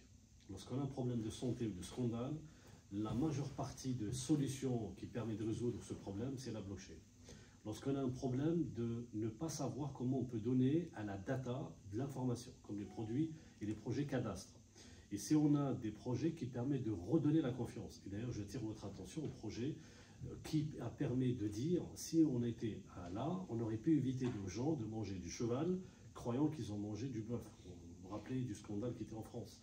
Tout simplement parce que les producteurs, distributeurs et aussi transporteurs, ils peuvent tous les trois s'associer et divulguer l'information et avoir une entente, alors que s'ils avaient un projet blockchain qui permet de structurer tout ça, personne ne pourrait tricher. Voilà, parce que c'est pas tracé. Pour répondre à la question de comment on peut être lisible mais pas open, complètement open bar, il y a une technologie dans la crypto, enfin, c'est une mathématique, hein, ça s'appelle l'homomorphisme. L'homomorphisme permet de chiffrer une donnée, de la crypter, de pouvoir faire des calculs et des opérations dessus sans jamais la décrypter. Qu'est-ce que ça veut dire? Ça, c'est des maths. Pour vous, qu'est-ce que ça veut dire? Imaginez que vous mettez vos données sur un cloud. Vous le faites, je suppose, non? Vous êtes sur quel cloud? Google Drive. Par exemple, Google Drive. Bon, vous savez que Google va quand même lire bien sûr tout ce qu'il y a sur vos données. Je mets que des trucs. Vous ne les chiffrez pas non plus, je pense. Non. Vous donnez le fichier tel quel à Google. Voilà. Et vous recevez des pubs après parce qu'ils le vendent. C'est leur business model. En revanche, imaginez que vos données sont chiffrées chez vous, par votre clé. Et ils sont stockés chiffrés sur le drive de Google. Alors vous avez un autre problème, c'est que vous voulez rechercher, ils ne sont pas indexés. Ils sont chiffrés et on ne peut pas trouver un élément dans le document. Eh bien, imaginez que les maths vous permettent de chiffrer la requête et d'envoyer la requête chiffrée. Eux, ils vont chercher le chiffré dans du chiffré, vous le rendre chez vous, vous allez pouvoir le déchiffrer. Désolé, c'était un peu technique, mais c'est pour pouvoir faire des opérations sur des données. Je vous donne un exemple réel, le vote électronique. Le Web3, vous vous rappelez tous du scandale de Donald Trump. Il y a eu des gens qui vont brûler le Congrès, il y a eu la triche sur les votes aux États-Unis. C'est quand même, on est dans les années 2020, et c'est incroyable qu'une civilisation aussi évoluée que les Martiens, enfin que les Américains, n'est pas capable de gérer un compte de vote. C'est incroyable. Alors qu'on a tous les technos. Et bien avec du Web3, il n'y a pas besoin de quelqu'un pour compter. Il n'y a pas besoin qu'il y ait un tiers de confiance chez qui on vote. On peut voter dans un smart contract, on détient notre vote, on le chiffre nous-mêmes, personne ne peut le déchiffrer, on ne sait pas, personne ne peut savoir à qui nous avons voté. Et pourtant, grâce à l'homomorphisme, on peut additionner, on peut savoir après que Michel il a eu 5, que Mehdi il a eu 20, que Mehdi il a gagné. Pour les pays développés, c'est un problème de décision, mais pour les pays non développés autoritaires, c'est un problème politique. Et là, je vous passerai la main. Il y avait un projet 2013 dans un pays, je ne citerai pas, maghrébin. Il y avait un projet de faire un projet cadastre. Donc la personne était vraiment bien reçue par les autorités, bien reçue par le gouvernement, et que finalement, lorsqu'il a dit que ce projet permet d'aider la justice, d'aider les conflits à résoudre, une fois que les gens ils ont compris de quoi il s'agit, que l'information elle n'est pas modifiable, ils ont dit à la personne arrête ton projet, ça ne nous intéresse pas. Donc il faut avoir aussi une volonté politique. Mais nous, le message qui s'adresse ce soir, c'est à des pays développés, démocratiques de naissance, et donc finalement la décision, c'est une décision de prendre le pas et d'appliquer cette technologie. Oui. Oui, par rapport au vote citoyen, est-ce qu'il y a des wallets comme ça qui peuvent être liés qu'à une seule personne et on peut vérifier l'identité? Parce que normalement les wallets c'est anonyme, donc pour le vote, on pourrait créer 10 wallets pour voter pour son candidat. Il y a deux questions, deux problèmes dans cette question. C'est qui va gérer l'octroi d'identité, qui va émettre l'identité sur la blockchain, et comment s'assurer que Michel il a une seule identité, pas deux pour tricher. Et il y a la question après, celui qui a émis l'identité, est-ce qu'il a un accès au réseau? Normalement, on peut séparer les rôles. Il y a quelqu'un qui émet l'identité, et c'est fini. C'est la blockchain après qui fait tout le compte des votes. On a toutes les technos pour faire les deux. Et je veux même aller plus loin, parce que j'enseigne dans des projets de recherche. On étudie maintenant l'identité distribuée. Parce qu'il y a l'identité distribuée sur des blockchains avec une autorité qui l'émet, mais il y a aussi des identités multiples. Je ne parle pas de Amin Malouf avec les identités meurtrières, c'est pas du tout ça. C'est un livre, hein, pour ceux qui ne le connaissent pas. C'est comment fonctionne PGP, comment fonctionne la cryptographie C'est intéressant de PGP. son ouvrage. Absolument, mais c'est sur les civilisations, pas sûr. En revanche, comment vous avez une... Est-ce que vous avez besoin que l'État vous dise qui vous êtes? C'est ça le passeport, c'est ça le papier que nous avons dans notre main. L'État a dit que je suis Michel Kazaka, merci. En fait, c'est quelqu'un qui pointe le doigt sur vous, qui dit, vous êtes, c'est Jérémy, n'est-ce pas c'est Jérémy, moi, je le connais, si vous ne le connaissez pas, moi je témoigne que c'est Jérémy. Si vous avez confiance en moi, parce que je suis l'État, ça marche. Sauf que on est dans un monde international. On n'est plus dans un État. En général, dans un village, comment fonctionne l'identité? Moi, je dis que vous êtes Jérémy. Elle dit que vous êtes Jérémy. C'est fini. Il y a un faisceau de preuves pour vous. Il y a des mécanismes de créer des identités uniques grâce à ce mécanisme distribué, sans aucun tiers de confiance d'émission d'identité. Bon, je ne rentre pas dans ce débat-là. Au moins pour le vote, on peut avoir un État qui émet l'identité du voteur, mais qui ne se mêle pas du tout du système de vote. Au moins, on peut séparer, c'est comme séparer les religions d'État, si vous voulez. Voilà. Mais c'est un process qui est en cours. Hein. Donc, quelque part, lorsqu'on revient 15 ans en arrière, c'est pas tout le monde qui avait envie d'avoir un wallet, c'est pas tout le monde qui avait envie d'avoir tout ce qui concerne le paiement, investissement crypto, mais ça commence à venir. Il faut voir que le pays qui adopte le plus de crypto, c'est le monde asiatique, après les États-Unis, après l'Amérique du Sud, et après l'Europe, avec une proportion de jeunes, après de femmes, mais ça commence à monter. C'est là d'un dit 12%, mais je pense que ce genre d'événements, de masterclass, de formation, de conférences, ce qui permet justement de pouvoir mettre l'adoption. Une fois que tout le monde a cette acculturation, a cette information, on aura tous l'acceptabilité de pouvoir dire on va faire le vote électronique basé sur l'identité décentralisée, parce qu'il y a des gens qui ne savent pas c'est quoi, de quoi ça parle, et ils magouillent quelque part, parce que peut-être que vous allez modifier, et donc on n'a pas l'adhésion. Si on n'a pas l'adhésion, on ne peut pas le faire. Oui, Gaël. Juste une parenthèse, parce que j'étais aux toilettes sur ce sujet, que je connais un petit peu. Oui. Ce qui est très drôle, c'est que sur le vote électronique, les Français à l'étranger votent en vote électronique, tandis que les Français sur le territoire, on n'a pas la possibilité de voter en vote électronique. Alors attention, il y a eu beaucoup de scandales sur les votes électroniques aux États-Unis au temps de George Bush, sur les guichets automatiques bancaires. C'est pas le vote électronique, c'est des guichets automatiques bancaires. C'est un vote électronique. Oui, mais sur là, un guichet automatique bancaire. Oui, mais là, c'est pas sur les guichets, les votes des Français à C'est l'étranger. sur Internet. Voilà, exactement. C'est plus différent. sécurisé sur le guichet automatique bancaire. Non, parce que le guichet automatique bancaire, pourquoi il a été choisi comme lieu de vote électronique? Parce que c'est plus sécurisé que votre PC, qui lui peut être piraté. Oui, et parce que le parent, par exemple, pourrait voter à la place de Par l'enfant, exemple. etc. Alors que sur un guichet automatique bancaire, il y a une carte bancaire, une identité unique, et il y a toute la sécurité et les certifications de sécurité. J'ai travaillé pour les constructeurs des guichets et je sais ce que c'est. En revanche, moi, mon mémoire, quand j'ai travaillé pour eux, c'était comment on peut les pirater pour des cas de vote et de fraude de sortir l'argent du guichet. Il suffit qu'il y ait un virus par un outil de maintenance inséré par une clé USB, et c'est ce qui a eu lieu pour le vote entre Al Gore et Bush. Bon, vous êtes peut-être jeunes, mais ceux qui ont un peu mon âge peuvent se rappeler de cet épisode. Ouais. Il y a quelques jours, j'ai assisté à la conférence Proof of Talk. Et il y avait une réunion dont le sujet était, malheureusement je n'ai pas pu assister à cette réunion, mais le sujet était l'IA a-t-elle besoin de la blockchain? Ah, et au début, excellente transition. Excellente j'ai transition. pas vu, et je pensais, est-ce que la blockchain a besoin de l'IA? Les deux. Auquel cas la réponse est presque évidente, et d'ailleurs Mehdi a répondu en partie. Merci beaucoup de Oui. me Et je tenir voudrais- cette transition. Oui. Votre avis à tous les deux là-dessus. Ouais. Et c'est pas, est-ce que l'IA, est-ce que la blockchain peut aider l'IA? Est-ce qu'elle Il nous reste combien de temps? Et dans quel 5 minutes ou quel un peu usage? plus? Allez-y, c'est tellement intéressant que. Bon, on va prendre un peu quelques minutes juste pour répondre quand même correctement à ces questions et faire une petite conclusion. Merci beaucoup pour cette transition. Donc, comme j'ai dit tout à l'heure, lorsqu'on veut faire un projet blockchain, la première chose et la première difficulté, c'est de s'assurer que la blockchain elle-même n'est pas vulnérable aux attaques. Donc, on peut avoir des algorithmes basés sur l'IA qui permettent d'auditer, de surveiller que tout va bien. Premier point. Deuxième point, c'est tout ce qui concerne les smart contracts. Le premier point, c'est les réseaux. Le deuxième, c'est les smart contracts. Soit tu recrutes une armée de développeurs seniors qualifiés qui permettent de voir toutes les choses qui se font, ou bien tu ramènes et tu recrutes 2 personnes et tu leur donnes au deuxième d'avoir des outils IA qui permettent d'auditer selon ce qui s'est passé sur les vulnérabilités du smart contract. Ça te permet de faire un audit, de bombarder un smart contract dans le bon sens, et donc finalement tu rends service au smart contract. Et Et la troisième, c'est tout ce qui concerne la décentralisation. Est-ce que la décentralisation s'est permise ou pas? Et d'ailleurs, dans l'effet inverse, l'IA a besoin de la blockchain pour proposer des systèmes décentralisés. C'est-à-dire que moi, je veux entraîner mon entreprise avec un outil IA, mais moi, j'aurais bien aimé que j'ai un outil décentralisé par lequel les personnes qui ont la main sur la base de données sont quantifiées, les personnes qui ont accès aux données sont connues, et que finalement, tout l'accès à ce processus d'apprentissage, il est vraiment défini. C'est tout ce processus-là qui permet de dire que la blockchain permet justement la transparence lorsque je vais travailler sur des algorithmes d'IA, et ça permet d'aider la décentralisation des algorithmes qui sont proposés par l'IA.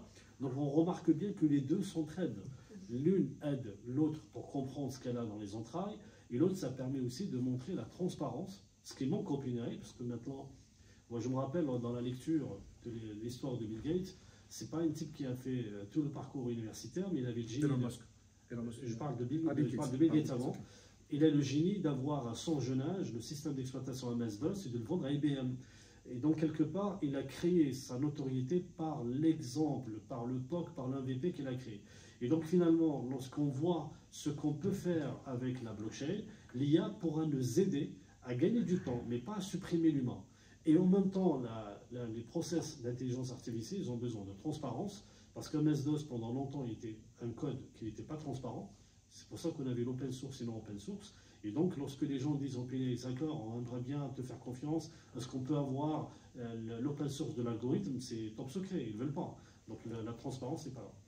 Donc, si je résume, la blockchain peut aider l'IA, surtout pour le machine learning, via un protocole de proof of knowledge. Aussi, il n'y a pas que ça. Sur le cas d'usage. Sur le cas d'usage. C'est un cas d'usage. Je vais vous répondre d'une façon que je pense peut-être elle va vous choquer. Il y a une hiérarchie entre les deux. Les deux sont importants. Il y en a un qui est en haut, un qui est plus bas que lui. Il y a quelqu'un qui sert l'autre dans l'histoire. Vous pensez que je pense à qui? Qui est plus important, qui est un peu moins important? La blockchain est plus importante. C'est incroyable. On peut dire de quoi parle-t-on le plus aujourd'hui? Non, c'est pas, vous avez raison, mais c'est pas seulement de quoi on parle. Il y a une profondeur d'impact de chaque technologie. Il y en a une qui est beaucoup plus impactante que l'autre. Et c'est compliqué à expliquer aux gens parce que le buzz, il est bien sûr sur l'IA, ce qui est depuis 2022. On peut le comprendre. La réalité de l'histoire, c'est quoi? Il y a un livre écrit par, si vous aimez la lecture, George Gilder. Il s'appelle George Gilder. C'est un ami de Larry Page, de Steve Jobs, de Bill Gates. C'est un vrai pote, c'est un ingénieur réseau avec eux. Il a fait toute l'histoire avec eux, c'est leur ami. Et donc il raconte dans son livre ses discussions avec eux.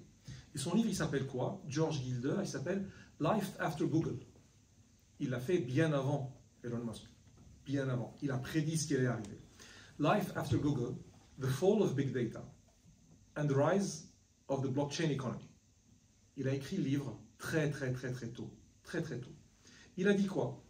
Il m'a emprunté l'anecdote tout à l'heure sur les images de chats et de chiens. Il a vu, en fait c'est Steve Jobs qui râlait, c'est Bill Gates qui râlait, c'est Larry Page qui avait dit, j'ai des data centers là, ils boivent des rivières d'eau, littéralement. Vous imaginez la scène qui rentre dans le data center pour le refroidir. Qui ont besoin de 25 MW, en gros, d'une station nucléaire, juste pour faire tourner les GPU. Et ils ne font rien à part entraîner un modèle IA. Ils ne font pas en plus Google, en plus... Ils font rien. Ils entraînent un modèle IA. Pour apprendre que dans cette image, il y a un chat ou un chien. Le cerveau d'un enfant de 2 ans et demi, il fait le même apprentissage. Et il ne se trompe plus jamais dans sa vie avec 14 watts. 14 watts. Donc c'est pour vous mettre en perspective l'immaturité de l'IA que nous avons aujourd'hui avec LLM et OpenAI, GPT 4.5, 4o, appelez-la comme vous voulez. Elle est impressionnante parce qu'elle peut écrire, elle est impressionnante parce qu'elle peut faire des choses relativement très utiles qu'elle n'était pas capable de faire. C'est un saut. L'IA, elle a pu faire un saut, mais elle est infiniment encore immature. Alors, avant de parler de son impact, parlons de laquelle est plus... Enfin, la surface d'impact. Il y en a une qui est superficielle. L'IA, elle est très superficielle. Elle peut toucher à tout un peu. La blockchain, elle touche souvent à une chose profondément. L'IA ne pourra jamais inventer Bitcoin. Je vais vous dire pourquoi. Parce que l'IA, elle est entraînée sur ce que l'humanité, elle a fait avant. Et surtout, ce qui a permis justement de bousculer Satoshi Nakamoto, pourquoi il y avait l'adhésion, le résultante de la crise financière, la crise de Ça n'a pas été fait avant, donc elle n'a pas pu l'apprendre, donc elle ne peut pas l'inventer. Mais une fois qu'on lui a appris que c'est comme ça qu'on fait une crypto-monnaie, vous pouvez lui poser la question, elle va vous dire c'est comme ça qu'on fait une crypto-monnaie. Elle ne fait que répéter et amplifier et structurer la connaissance humaine. Quand je vous dis que l'IA ne peut jamais être divergente, qu'elle est convergente à quoi? Elle est convergente à la combinaison des données sur lesquelles elle a appris. Est-ce qu'on connaît les données? C'est pour cela que c'est on les une connaît. intelligence connue, on est dans le film de Terminator, on n'est pas là encore. On connaît tous les datas d'entraînement. Lorsqu'on alimente l'IA pour faire l'entraînement, on connaît tous les données d'entraînement. Bien sûr, il y a des combinaisons possibles, et c'est ça son job. On ne peut pas créer un moteur de règles ou un code en Python qui combine les données parce que c'est compliqué. On apprend par des réseaux de neurones de créer les combinaisons du possible. Et donc c'est simplement l'espace du possible. Si ce n'était pas dans l'espace des données d'entraînement, elle ne pourra jamais l'inventer. Donc voilà, pourquoi je dis qu'il y a une hiérarchie, il y en a une qui est plus impactante que l'autre. Maintenant, laquelle va servir l'autre? C'est l'IA qui va servir pour, d'un côté, développer le monde du Web3, mais aussi d'améliorer le travail d'un ingénieur, d'améliorer le travail d'un juriste. Elle ne peut pas le remplacer. Je vais donner un exemple. Dans le trading, on a inventé le trading haute fréquence, algorithmique déjà, et avait déjà quelques nuances d'intelligence artificielle. C'est-à-dire, je vais essayer d'avoir l'information plus tôt, plus vite et plus rapidement que tout le monde, et je peux manipuler le cours. Avec l'IA, je peux créer des stratégies de trading beaucoup plus rapidement, mais si tout le monde a le même outil, je permets d'avoir un arbitrage assez nul. Donc finalement, pourquoi l'intérêt de cette masterclass est très intéressant, c'est qu'un entrepreneur, vous, ou un futur salarié, ou une entreprise, si elle ne peut pas se servir de cet outil justement pour accompagner la transition de quelque chose que je trouve vraiment profonde qui est amené par la blockchain, vous n'allez pas le même degré de différenciation que les autres. Moi j'ai prévu de faire deux petites démos, peut-être on peut, je ne sais pas si terminer avec ou pas, mais deux petites démos. Vous avez peut-être vu l'annonce d'Apple Intelligence là récemment? Quelqu'un l'a vu ou pas? Ouais, il y a des gens qui suivent Apple, il y a des fans d'Apple. Bon, on attendait à peu près, enfin, nombreux étaient ceux qui attendent que ce que Apple va faire, elle est un peu en retard. Apple Vision, c'est joli, mais ils sont où sur l'intelligence? Tout le monde a oublié qu'Apple avait été pionnière depuis le début. On a de l'intelligence dans ses smartphones depuis très longtemps, qui font d'un côté Siri, de l'autre côté améliorer les images et le son. Michel, moi je me rappelle que lorsque j'étais dans la direction des ventes, Apple a fait faire faillite plusieurs fois. Et d'ailleurs, nous, en France, bien sûr, on n'était pas dans leur bureau aux États-Unis. Le téléphone est venu au point nommé parce qu'ils étaient aidés par les iPods, les ventes des iPods, parce que l'ordinateur ne permet pas de soutenir le chiffre d'affaires d'Apple. C'était les iPods qui a sauvé Apple. Et en 2005, tout le monde dans les retail, ils disent Apple c'est mort, c'est fini. Et n'oublions pas qu'ils ont mis l'assistant numérique Newton, donc vous allez pouvoir aller sur Google, vous tapez Newton, c'est l'assistant qui n'a pas fonctionné.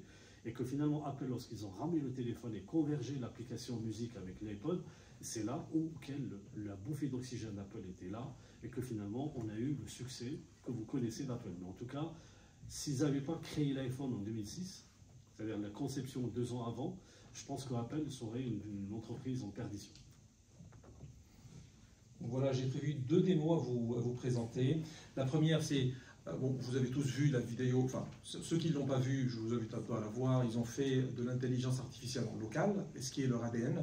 Apple Pay, par exemple, pourquoi c'est un grand succès partout au monde? Parce que c'est l'un des moyens de paiement les plus sécurisés sur smartphone. Il est beaucoup plus sécurisé que Google Pay, par exemple, qui, eux, stockent les tokens sécurisés sur des serveurs, alors qu'Apple, elle a fait comme la carte à puce française. Il y a une puce spécialisée pour les paiements dans les smartphones. Ils l'ont prévu depuis longtemps. Donc ils sont très très bons sur la sécurité. Ils ont fait pareil sur l'IA. Ils ont dit on veut embarquer l'IA au max bon, sur notre hardware qu'on maîtrise bien. Et c'est intelligent ce qu'ils ont fait. Donc c'est très puissant ce qu'ils vont sortir en intelligence en local. Bien sûr, il y a des volets qui nécessitent des LLMs très très larges. Bien sûr, ils sortent sur Internet. Mais la démo que je vais vous montrer, elle est utilisée déjà dans des entreprises. C'est un produit qui est en production. Il y a d'autres produits que je ne peux pas vous montrer, mais celui-là, il n'y a rien de confidentiel. Donc là, ce que je vais faire, je vais juste copier le lien. Copy link. Bon, je ne sais pas, je clique sur le lien déjà. Apple Intelligence also understands who people are in your photo library, so you can create a personalized image of them for their birthday. Et ce que je vais faire, je suis en train de le coller ici dans mon outil. Image One can transform your rough sketch into a polished image. Désolé, là, j'ai pas d'interface graphique parce que c'est pas moi qui utilise le produit. Moi, je suis l'éditeur de la solution. Hop.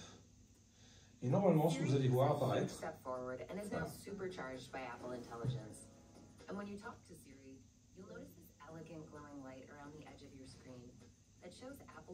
voilà, le temps que l'outil fonctionne, en fait, ce qu'il va faire, il va aller télécharger la vidéo. Il est où, Romain? Et Romain ici, il est parti. Je pense qu'il fait à peu près la même chose aussi.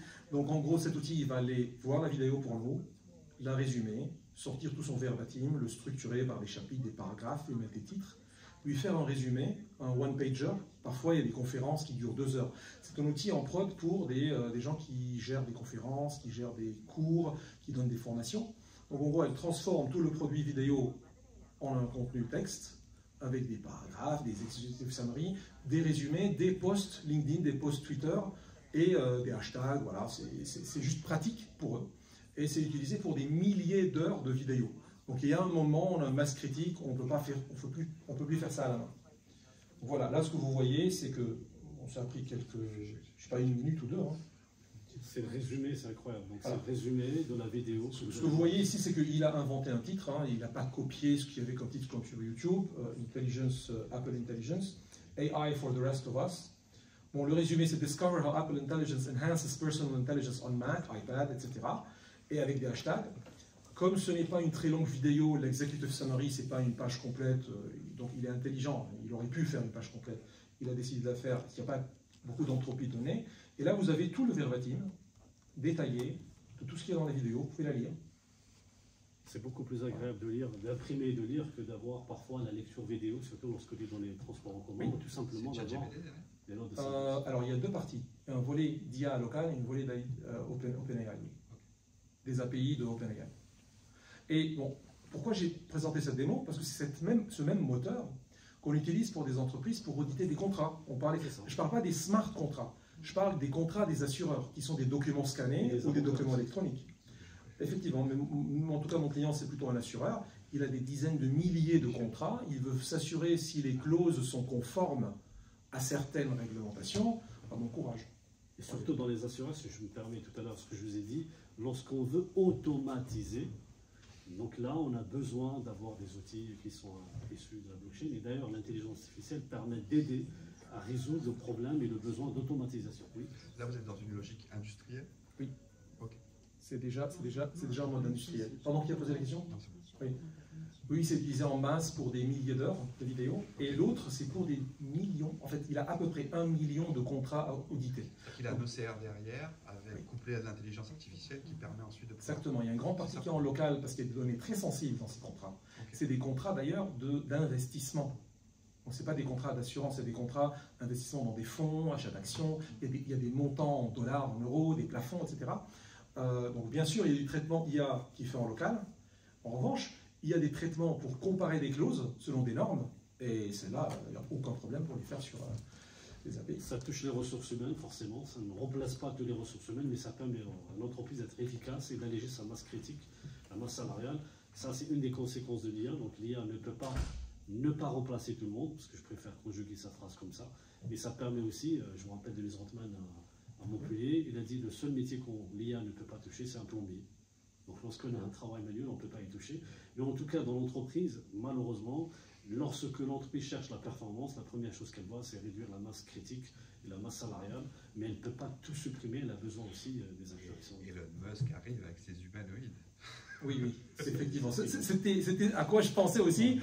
Mais pour le moment, c'est pas encore. On a de la marge. On a un peu de marge. Je pense qu'on a de la marge. Donc là, vous avez vu comment l'IA, elle peut automatiser un service. Je vous permets de vous montrer une autre vidéo, c'est une démo, mais côté du coup paiement, crypto-paiement en crypto, à la rigueur, avec Bitcoin Lightning. Donc, moi j'ai voyagé au Salvador, on m'a dit, je lui ai raconté 1000 fois l'histoire. En fait, la vidéo qu'il a pu mettre au Salvador, ça permet de montrer comment on peut payer en Bitcoin rapidement avec son smartphone. Et d'ailleurs, j'ai beaucoup adoré ta vidéo. C'est dans une chaîne sur YouTube, vous pouvez la voir. Et ça permet de montrer comment on peut payer d'une façon, parce que la plupart des gens, ils disent c'est compliqué, c'est fastidieux. Donc dans son voyage, ça permet de montrer que c'est facile. D'ailleurs, j'étais impressionné du nombre de commerçants qui acceptent le paiement. Alors, au Salvador, c'est un pays qui a pris comme monnaie et en cours légal le Bitcoin. Donc en gros, il a dit, moi je veux plus de l'euro, pardon, hein, je fais une analogie simplement. Je veux plus de francs, je veux plus de l'euro, je n'ai plus de monnaie, je veux quasiment plus de banque centrale pour émettre de la monnaie. J'en ai besoin pour autre chose, mais pas pour émettre la monnaie. Et j'accepte le dollar comme monnaie en cours légal et le Bitcoin comme monnaie en cours légal. Ça veut dire quoi? Le commerçant, il est obligé de l'accepter. C'est la monnaie de l'État. Il ne peut pas dire, ah non, moi je ne prends pas de Bitcoin. Il ne peut plus le dire, légalement parlant. Vous imaginez que c'est un choc quand même. Parce que le problème en France, pourquoi certaines entreprises de paiement crypto n'arrivent pas à percer, c'est que finalement, on peut trouver une boulangerie qui accepte le paiement crypto, mais est-ce que son fournisseur de farine accepte le paiement crypto? Est-ce que le fournisseur en grains accepte le paiement crypto? Donc si on a un acteur, mais on n'a pas la boucle, finalement, on ne peut pas élargir l'adoption. Bon, je vous laisse regarder, vous faites votre propre idée. Donc moi, je suis parti là-bas parce que j'ai publié le papier sur l'énergie, ils m'ont invité pour donner des conférences. J'ai profité pour dire, c'est quoi le Salvador? Je vais vivre quand même un peu là-bas. Et je suis parti sans cash, sans carte bancaire. Je dis, m'en fous. Je vais essayer de vivre avec du Bitcoin parce qu'en France, dans les Échos, dans BFM, dans toutes les chaînes, c'est un échec, ça ne marche pas, c'est un scandale, il ne faut surtout pas suivre le modèle salvadorien, ça ne va jamais marcher. Moi, je suis parti 1 an après. Ils avaient 12 mois d'adoption, les pauvres. Et donc, dire que c'était un échec, alors que l'euro, il a pris des années pour être mis en place, c'est quand même abusé. Bon. Ils sont en lightning aussi. Hein, donc, exactement, il y a les deux. Il y a des frais de gaz très faibles, alors que nous, on a des frais de gaz élevés, on a des problèmes fiscaux. Ils ont les deux. Je vais vous dire, les grands commerçants, par exemple, ils ont pris du Bitcoin Layer 1, j'ai attendu 10 minutes. Moi, je n'avais pas l'urgence, eux non plus. J'ai payé, 10 minutes après, j'ai pris mes affaires. Mais effectivement, la majorité, c'est en lightning. Je vous laisse découvrir. Alors, je ne sais pas si vous entendez.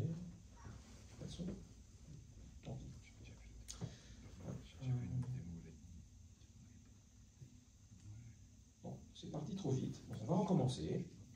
Et je suis désolé pour le son, je ne sais pas pourquoi il ne sort pas là.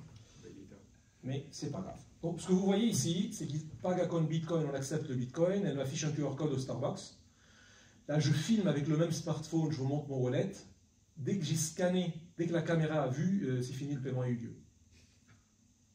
En fait, voilà, 6 $ pour acheter un café latte, un croissant, je pense. C'est pas cher, c'est moins cher qu'en France. C'est la période du Covid, là, je vois les masques. Et effectivement, c'était au temps du Covid, 2022, 2023, je sais plus. Ouais, 2022, je pense. Donc en gros, là, c'était peut-être trop rapide pour vous. Regardons une deuxième. Ah, on a le son. J'abuse, j'achète que des cafés latte. Donc on a l'information qu'elle accepte le Bitcoin. C'est intéressant. Donc ça, c'est son application caisse. Elle dit que le montant, c'est 6 €, hein, je ne sais pas combien, 6 $. Ça génère un QR code. Moi, regardez, j'ai cliqué, j'ai payé. C'est fini. Et elle l'a reçu. Elle n'a pas pris... En fait, c'est 400 millisecondes. C'est un cauchemar pour les banques. 1000 millisecondes. Le les paiement instantané français, c'est 7 secondes, au mieux à 15. Et c'est très bien, hein, 7 secondes, c'est très bien, il n'y a pas de souci. Mais là, c'est millisecondes. En revanche, elle a reçu les fonds. Elle n'a pas attendu 48 heures pour qu'elle les reçoive. Parce qu'avec Visa, elle ne reçoit rien. Elle a juste une garantie qu'elle va un jour les recevoir. Oui. Vous avez utilisé le wallet Phoenix. Là, c'est Phoenix. Ah, c'est juste... Ah, ça peut... Wallet Phoenix. Quel que soit le wallet. C'est un très très bon wallet français. Ok. Bitcoin Lightning. Une dernière vidéo, parce que celle-là, c'est la plus anecdotique. C'est à la plage. Une vendeuse ambulante, si je peux dire. Ambulante, excusez-moi, j'ai perdu mes mots. Elle me vend un sac de popcorn à 1 $. Bien sûr, elle ne prend pas la carte bancaire. Hein. Et donc, elle a reçu les fonds. Moi, je suis en maillot, hein. J'ai que mon téléphone sur moi. Il faut que je parte au Salvador. Oui. Mais aussi, le problème, c'est que le Bitcoin est très volatile. Donc, leurs économies peuvent beaucoup varier s'ils stockent. Ah bon, il est volatile? Il passe de 70 000 à de 39 60 000. Vous l'avez regardé hier ou pas? Comment? D'année en année, c'est tout. Juste chaque 12 mois. Chaque 12 mois, il fait quoi? Mais de mois en mois, il fait x2. Il est volatile, mais il fait x2. Ouais. Donc, oui, effectivement, cette dame, elle prend un petit risque que ce dollar devienne 80 centimes, mais en général, soit elle va le dépenser très vite, soit en général, il va devenir 2 $. Donc, elle est très contente de l'avoir sans aucun problème. Je donne juste un titre de comparaison. Si vous êtes en Égypte et si vous avez la monnaie locale égyptienne, pour ne pas dire la monnaie libanaise, parce que j'ai pas envie de te casser le moral, sur 10 ans, la monnaie, elle prend un coup d'inflation terrible. Donc si vraiment vous voulez regarder, je vous invite à le faire lorsque vous rentrez sur Google, la convertibilité de la monnaie égyptienne vis-à-vis du dollar, sur 10 ans, vous allez vous arracher la tête. Donc c'est pour cela. Autre bonne utilisation de pouvoir le faire, j'avais trouvé quelqu'un à l'ECC il y a 2 ans, il m'a raconté une anecdote, il avait une carte qui permet de paiement en crypto, et il avait oublié qu'il avait un souci avec le fisc. Donc le fisc, il a fait une ATD sur ses comptes, toutes ses cartes bancaires normales étaient bloquées, il était sauvé par un compte crypto qui lui a permis de pouvoir payer lorsqu'il était à l'étranger. Donc finalement, toute une question, et vers l'archevêque, il le fait souvent dans ses vidéos, c'est la réserve de valeur, et c'est très important. D'ailleurs, on va le recevoir ici, quand déjà, dans 2 semaines. Le 27. Le 25, Ah, 26. Est-ce que je fais réserve de valeur en or? Et l'or, c'est compliqué pour pouvoir le stocker. Est-ce que je fais la réserve de valeur en bitcoin? La question, selon moi, se pose. Oui. Juste une question. Vous avez fait donc des transactions à l'étranger. Quid du J'en ai fait beaucoup, je me suis amusé un peu. ouais. Je paye, je vous jure, moi je trouve ça jure. génial. Mais Oui. vous êtes résident français. Oui. Vous avez fait des transactions à l'étranger. Vous êtes soumis à la flat tax. Quelle flat tax? J'ai pas vendu mon bitcoin. Je l'ai pas vendu, j'ai payé en bitcoin, ils l'ont reçu du Alors bitcoin. justement, Et c'est pas un paiement en France. ok. Ah. Non, mais j'ai fait la petite. Non, mais très bien. Ouais, rien à faire. Mais il est intéressant ta question. Par contre, En France, en revanche, il y a un problème. ok. Voilà, c'est de Et là, là-dessus que je il voulais faut en une venir. clarification réglementaire pour dire est-ce que je dois aller déclarer la plus-value de cet acte, même si le commerçant il l'a gardé en bitcoin, j'ai quand même acheté un produit avec qui a un prix, qui a une TVA. Donc à un moment, oui, il y a une complication en France, c'est ça qui limite l'adoption en France. Sauf que les pays qui ont levé cette complication, il n'y a pas de problème. Et je me c'est rappelle, exactement le cas. Michel, lorsque l'adoption de l'euro, je me rappelle juste l'euro, toute la difficulté du passage de paiement en francs en euros. Et je me rappelle aussi, lorsqu'on était dans le Web 1, lorsqu'on faisait les sites de paiement en carte bleue, combien de personnes étaient réfractaires à payer les sites internet avec la carte bleue. Il a fallu plusieurs années, pour ne pas dire une décennie, où tout le monde a dit voilà, les banques ont été friandes de rembourser les piratages, les personnes n'avaient pas confiance dans tout ce qui concerne la mauvaise utilisation. Ça veut dire que parfois, il faut avoir l'adoption, et l'adoption, il faut absolument augmenter l'acculturation. Pour augmenter l'acculturation, il faut absolument augmenter le niveau d'information.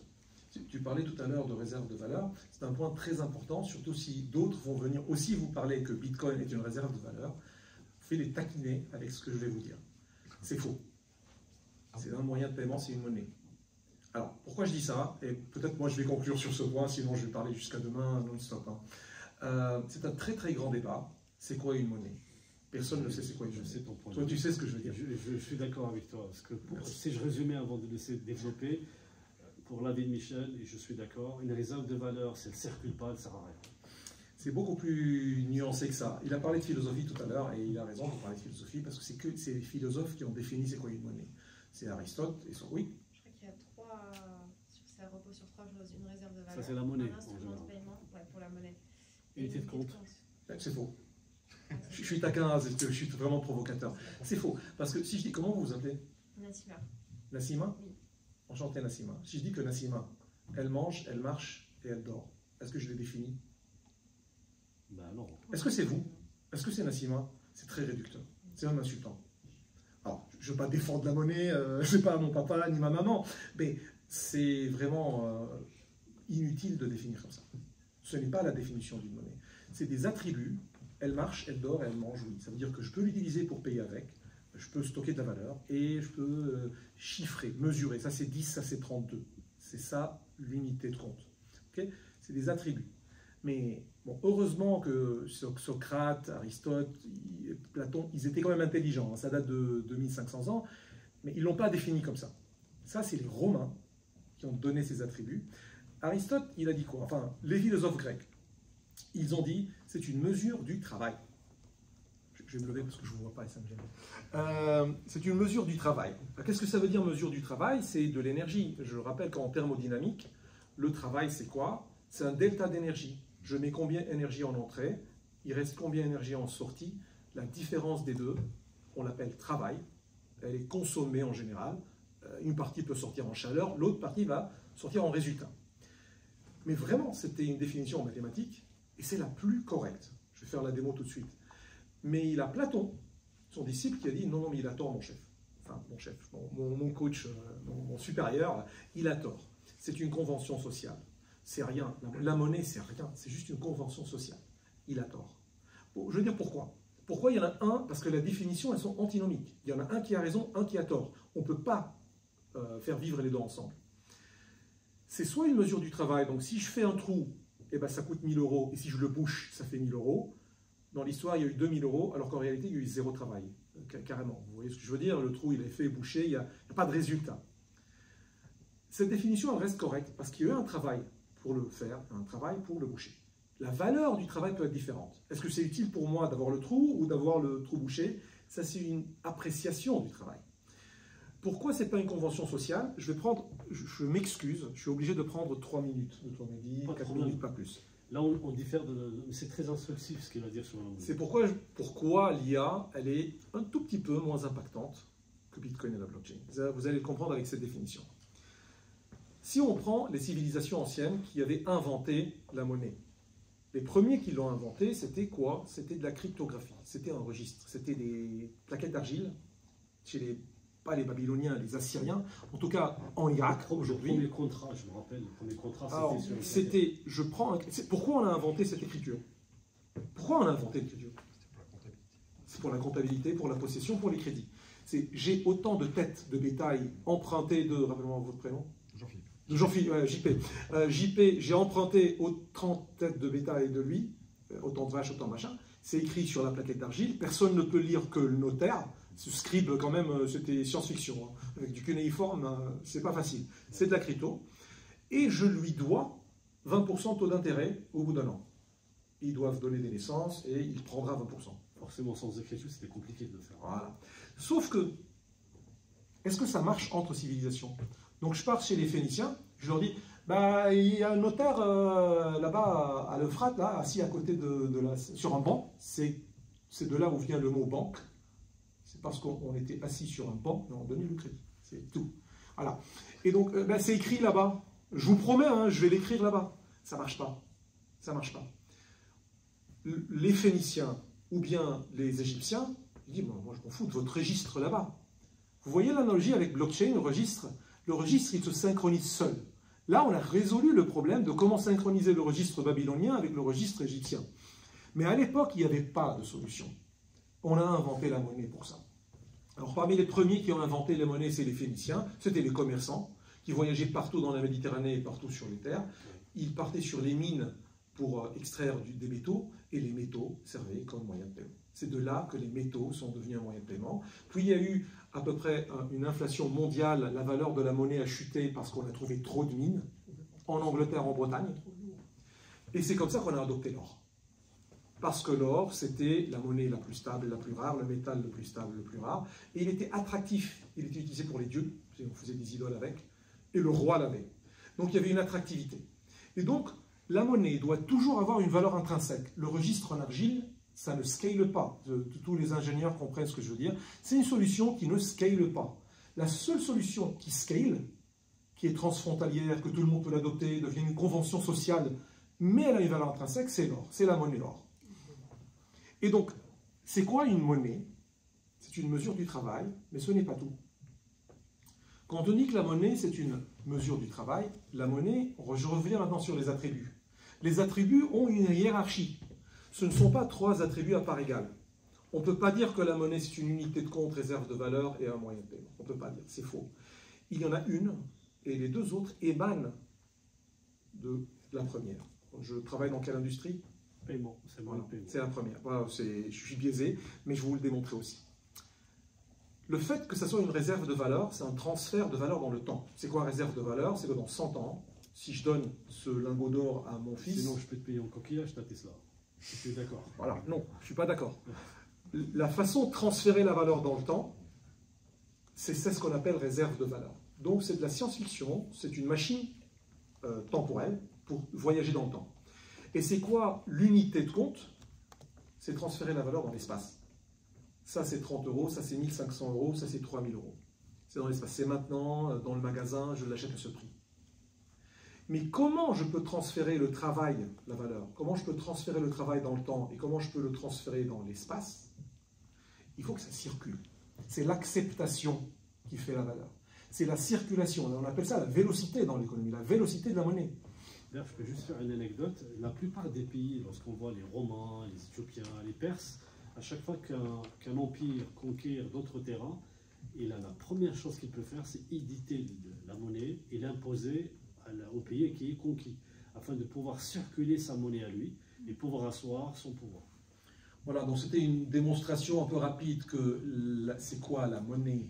La monnaie, c'est une mesure du travail et qu'une monnaie, ce n'est qu'un moyen de paiement. Et du fait que c'est un moyen de paiement qui mesure l'échange entre les humains, de là, on peut transférer la valeur dans l'espace et dans le temps. Il y a une très belle vidéo de Ray Dalio, tous ceux qui sont travaillés dans les fonds connaissent c'est qui explique c'est quoi l'économie. L'économie, c'est une transaction, elle est construite sur une transaction entre deux personnes consentantes, à peu près, voilà, qui acceptent de faire cet échange. C'est de là que naît la valeur. Parce que s'il accepte de me payer ma Tesla qui vaut, je ne sais pas, 30 000 €, il accepte de la payer à 25, il a créé la valeur qu'elle vaut 25 durant ce temps-là, ce T0. D'ailleurs, l'évaluation des entreprises, on ne parle jamais de prix, on parle toujours de l'intersection entre le vendeur, ce qu'il veut avoir, et ce que l'acheteur veut avoir. Le vendeur veut payer moins cher et que l'acheteur veut céder plus cher. Et l'intersection fait la valeur de l'entreprise. Dans les finances, on dit toujours que l'évaluation d'entreprise, ce n'est pas le prix d'entreprise, c'est une intersection de la valeur. Voilà, moi j'ai terminé, excusez-moi, j'ai peut-être pris un peu trop de temps par rapport à ce qui a été prévu. Je ne sais pas si vous... En tout cas, on a passé un bon moment.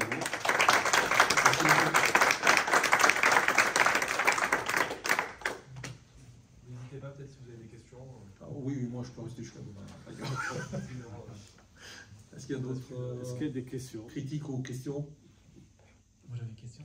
Oui. Vous avez parlé de GPU, j'ai pas trop compris. Qu'est-ce que c'était? GPU, c'est carte graphique. Ce qui a permis d'NVIDIA d'avoir la valorisation boursière qu'elle a aujourd'hui. Et Parce qu'elle fabrique des cartes graphiques qui permettent justement d'aider les entreprises qui veulent traiter et évaluer leur modèle d'intelligence artificielle. Donc, comme il y avait une grosse demande, qu'elle a vendu beaucoup, donc l'évaluation elle a augmenté. Alors, je vais juste faire une anecdote, je te remercie de me tendre la parole. Lorsque tu veux acheter une entreprise, normalement dans la finance, tu regardes le résultat de cette entreprise et tu multiplies. Mais il y a des entreprises qui ont une valeur immatérielle qui permet de rajouter quelque chose qui n'est pas dans le bilan. Par exemple, si tu prends par exemple Coca-Cola, ben, si tu leur dis bonjour monsieur Coca-Cola, je prends ton bilan, je multiplie par 10, 11, 12 selon le multiple de PER et j'achète Coca-Cola. Coca-Cola te dit non, non, non, il y a une valeur immatérielle, c'est la fête, c'est plusieurs siècles, c'est la jeunesse, c'est le sport et cette valeur immatérielle gonfle la valeur de l'entreprise. Regarde l'exemple de Apple, combien elle est valorisée, quel est le résultat net de l'entreprise. Donc on remarque bien qu'il y a des exceptions, c'est la valeur immatérielle qui permet de gonfler la valeur de l'entreprise. Et dans NVIDIA en particulier, ce n'est pas parce qu'elle vend beaucoup de cartes, c'est parce qu'il y a une grande narrative qui permet de dire que NVIDIA va vendre encore plus de cartes. Et le fait de penser qu'ils vont vendre d'autres cartes plus nombre qui ont en augmentation, ça fait que la valeur d'NVIDIA, c'est la première valorisation en bourse aujourd'hui. Ça y est, ils sont passés devant Apple et Microsoft là? Ouais. Mais pas devant Bitcoin. Il a levé la main avant, pardon. Pour en revenir à l'intelligence artificielle, vous avez parlé de recherche d'informations. Si on peut préciser un petit peu, comment ChatGPT va s'auto-déterminer? C'est-à-dire comment ChatGPT va savoir que ce texte est écrit par ChatGPT? C'est une très très belle question parce que là, vous comprenez comment l'IA fonctionne. Des LLMs. Vous allez être très choqués. Encore une fois, je suis très très provocateur moi dans la façon de présenter la réalité. Mais en fait, c'est tous les chemins des mots qu'elle va... Je vais vous donner le schéma pour que vous l'ayez visuellement, comment elle trouve la réponse à nos prompts.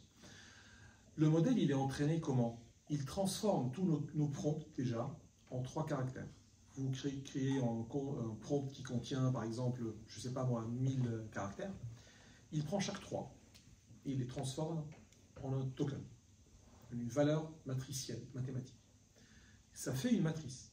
Il la prend, il la projette dans son espace d'entraînement. Il est entraîné, donc il a une matrice qui est chargée dans la mémoire. C'est pour ça que ça consomme trop de mémoire, l'IA. Parce qu'il faut avoir une mémoire très grande pour charger le modèle.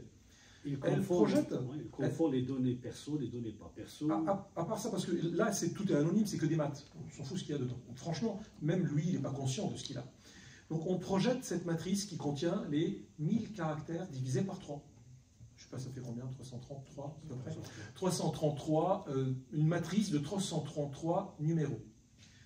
Là où ça tape, je suis désolé, hein, c'est une projection qu'on fait dans un espace tridimensionnel, là où ça tape, il cherche ce qu'il y a autour, il les ramène. C'est des caractères. C'est un groupe de 3 caractères. Il les retransforme en mots et il vous les affiche.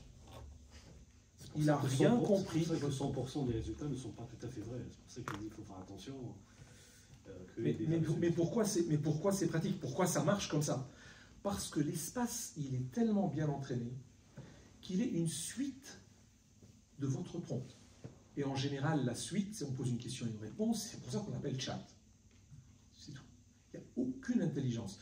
Et je vais très très vite parler de la conscience, parce qu'un des problèmes de l'IA, c'est qu'elle était accusée, on a eu peur qu'un jour, qu'elle devienne consciente.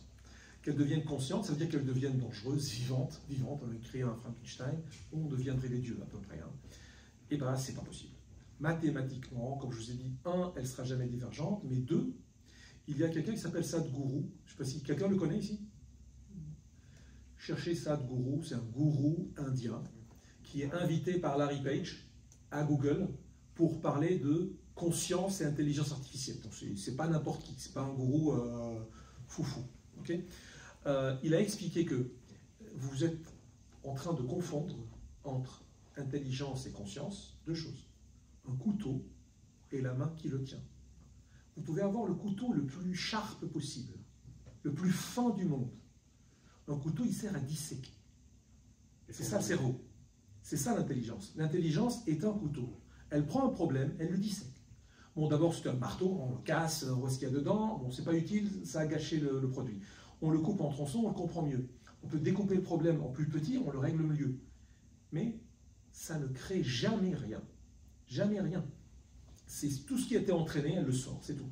Donc, c'est ça l'intelligence, c'est un couteau, il peut être automatique, ça peut créer une machine, elle est efficiente pour couper des choses. Mais la conscience, c'est autre chose, c'est un autre niveau. C'est la main qui le tient, qui dit quoi couper, pourquoi couper. Comprendre ce qui a été coupé. L'IA ne comprend rien. On n'est pas encore arrivé là, pas encore. Non, c'est pas possible d'y arriver là. C'est ça la différence. Et celles qui ont créé leur propre langage? Eh bien, c'est quoi un langage? Un langage, c'est simplement une grammaire. Langage de programmation, tu veux dire? Non. Un langage, l'IA qui parle à l'IA. Elle crée un langage, on comprend plus ce qu'ils se parlent entre eux. C'est de l'IA. C'est une bonne question, mais encore une fois, c'est quoi une langue? C'est quoi un protocole déjà? Déjà, le protocole de paiement, c'est un protocole inventé par des humains. Voici comment on paye. Langage, c'est un dictionnaire et une grammaire. Est-ce que c'est compliqué déjà? On peut déjà créer des centaines de langues. Simplement, personne ne les comprendra, sauf ceux qui l'ont inventé. Si on a le dictionnaire, on a la grammaire, on comprend ce qu'ils sont en train de dire entre eux. Oui, mais ça a été créé... Donc... C'est pas une conscience, c'est ce que je veux dire. Non, oui, je parle pas de conscience, mais dans la création, dans le côté divergent du coup. Oui. Parce que là, c'est créer un vocabulaire, qui n'existe pas. C'est pas comme quand... Au début de l'IA, on avait vraiment, voilà, il y a du texte, entre guillemets, et on va rechercher dans le texte. Vous connaissez le livre de Harry Potter ou de Lord of the Rings, Seigneur des Anneaux. Oui. Vous savez que l'auteur, c'était un philologue et un linguiste. Vous savez qu'il a inventé 2 langues dans son livre. C'est très facile de créer des langues. C'est rien, c'est un jeu d'enfant. C'est plus difficile de gagner dans le jeu d'échecs. Sincèrement. L'IA nécessaire pour gagner contre une autre IA, c'est un autre niveau que créer une langue. Alors bien sûr, l'IA, c'est joli de voir l'IA devenir un peu plus autonome pour créer un protocole pour s'interfacer avec une autre IA. Bravo, mais c'est rien. Merci beaucoup, Michel. Il y avait... Est-ce qu'une monnaie fiduciaire tient sur le très long terme? Non. Et sur le long terme? Même sur le court terme, elle ne tient pas. La durée de vie en général d'une monnaie, c'est même pas 100 ans. Le franc, il a vécu combien? 40 ans. Peut-être un peu plus. Je n'ai pas tout mesuré moi non plus. Mais le mark allemand, il a duré combien? Le dollar américain, ça fait combien d'années qu'il vit? À peu près 100 ans. En fait, il a perdu 99, quelque chose % de sa valeur en soi. C'est la livre sterling, je crois, la plus vieille. Oui, dès qu'il y a une valeur intrinsèque en or derrière, enfin pas intrinsèque, une valeur extrinsèque. Dès qu'il y a une valeur baquée en or, elle était baquée en or, le franc était baqué en or, Dès qu'on a arrêté de baquer le franc en or, le franc est mort. Dès qu'on a arrêté de baquer en or, le sterling il est mort. Dès qu'on a arrêté de baquer le dollar en or, le dollar est mort. C'est pour ça que M. de Gaulle, je pense que le général de Gaulle était très très intelligent lorsqu'il a voulu récupérer tout l'or français des États-Unis, parce qu'il a vu que forcément, à un moment ou à un autre, les États-Unis vont arrêter ce qu'ils ont promis avec convertibilité du dollar avec de l'or. Il a récupéré tout l'or français, tant mieux, parce que finalement, avec Nixon, je pense qu'avec la guerre, la guerre au Vietnam, ils ont dit on arrête la convertibilité. Ils ont envoyé l'armée française pour récupérer l'armée. Et donc l'or, il a perdu la valeur en convertibilité. Je ne vois pas notre président faire ça aujourd'hui. Dernière question, oui. Oui, quid de la fiscalité? Parce qu'on avait parlé par rapport à l'exemple de l'El Salvador. Ça gâche l'ambiance. Je suis désolé. Mais oui. Je veux dire par là qu'avec les réglementations françaises actuelles, par rapport au Salvador ou aux États-Unis, j'ai vu qu'ils commençaient à bouger pas mal. Si nous ne bougeons pas en termes de compétitivité, en termes d'attractivité. L'attractivité ne vient pas souvent par la fiscalité. En général, c'est un frein. Justement. Et là, c'est encore pire. On a au moins un cadre réglementaire qui est un joli cadre pour dire vous pouvez travailler avec une sérénité, on ne va pas changer les lois chaque semaine et vous vous trouvez hors business, au moins c'est bien. Elle est très très lourde et elle tue l'innovation.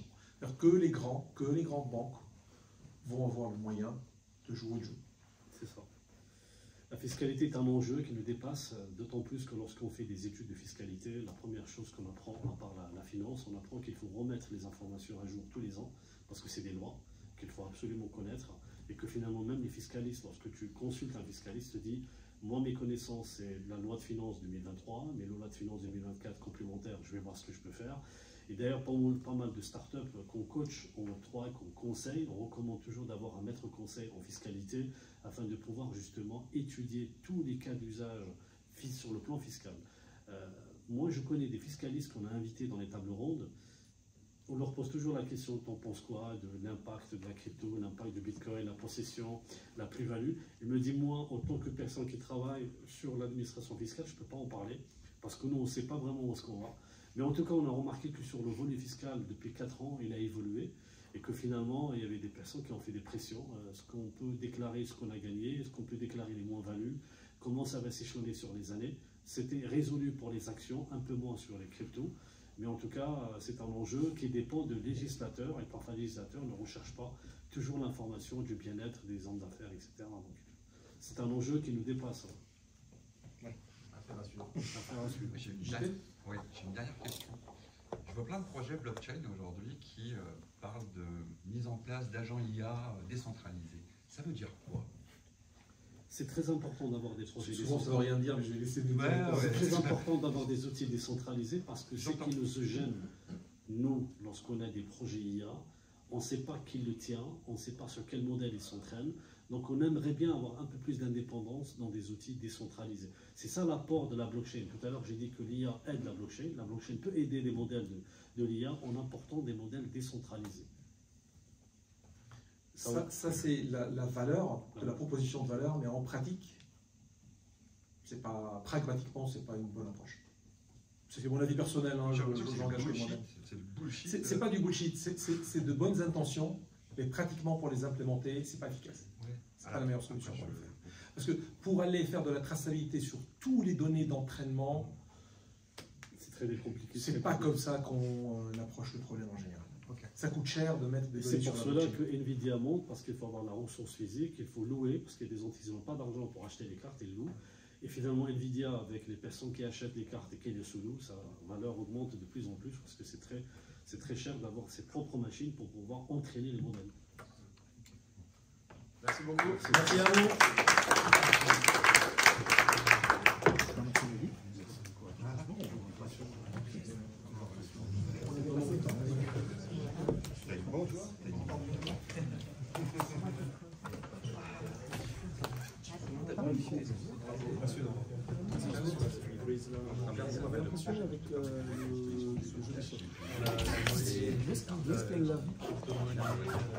Sûrement sur Internet.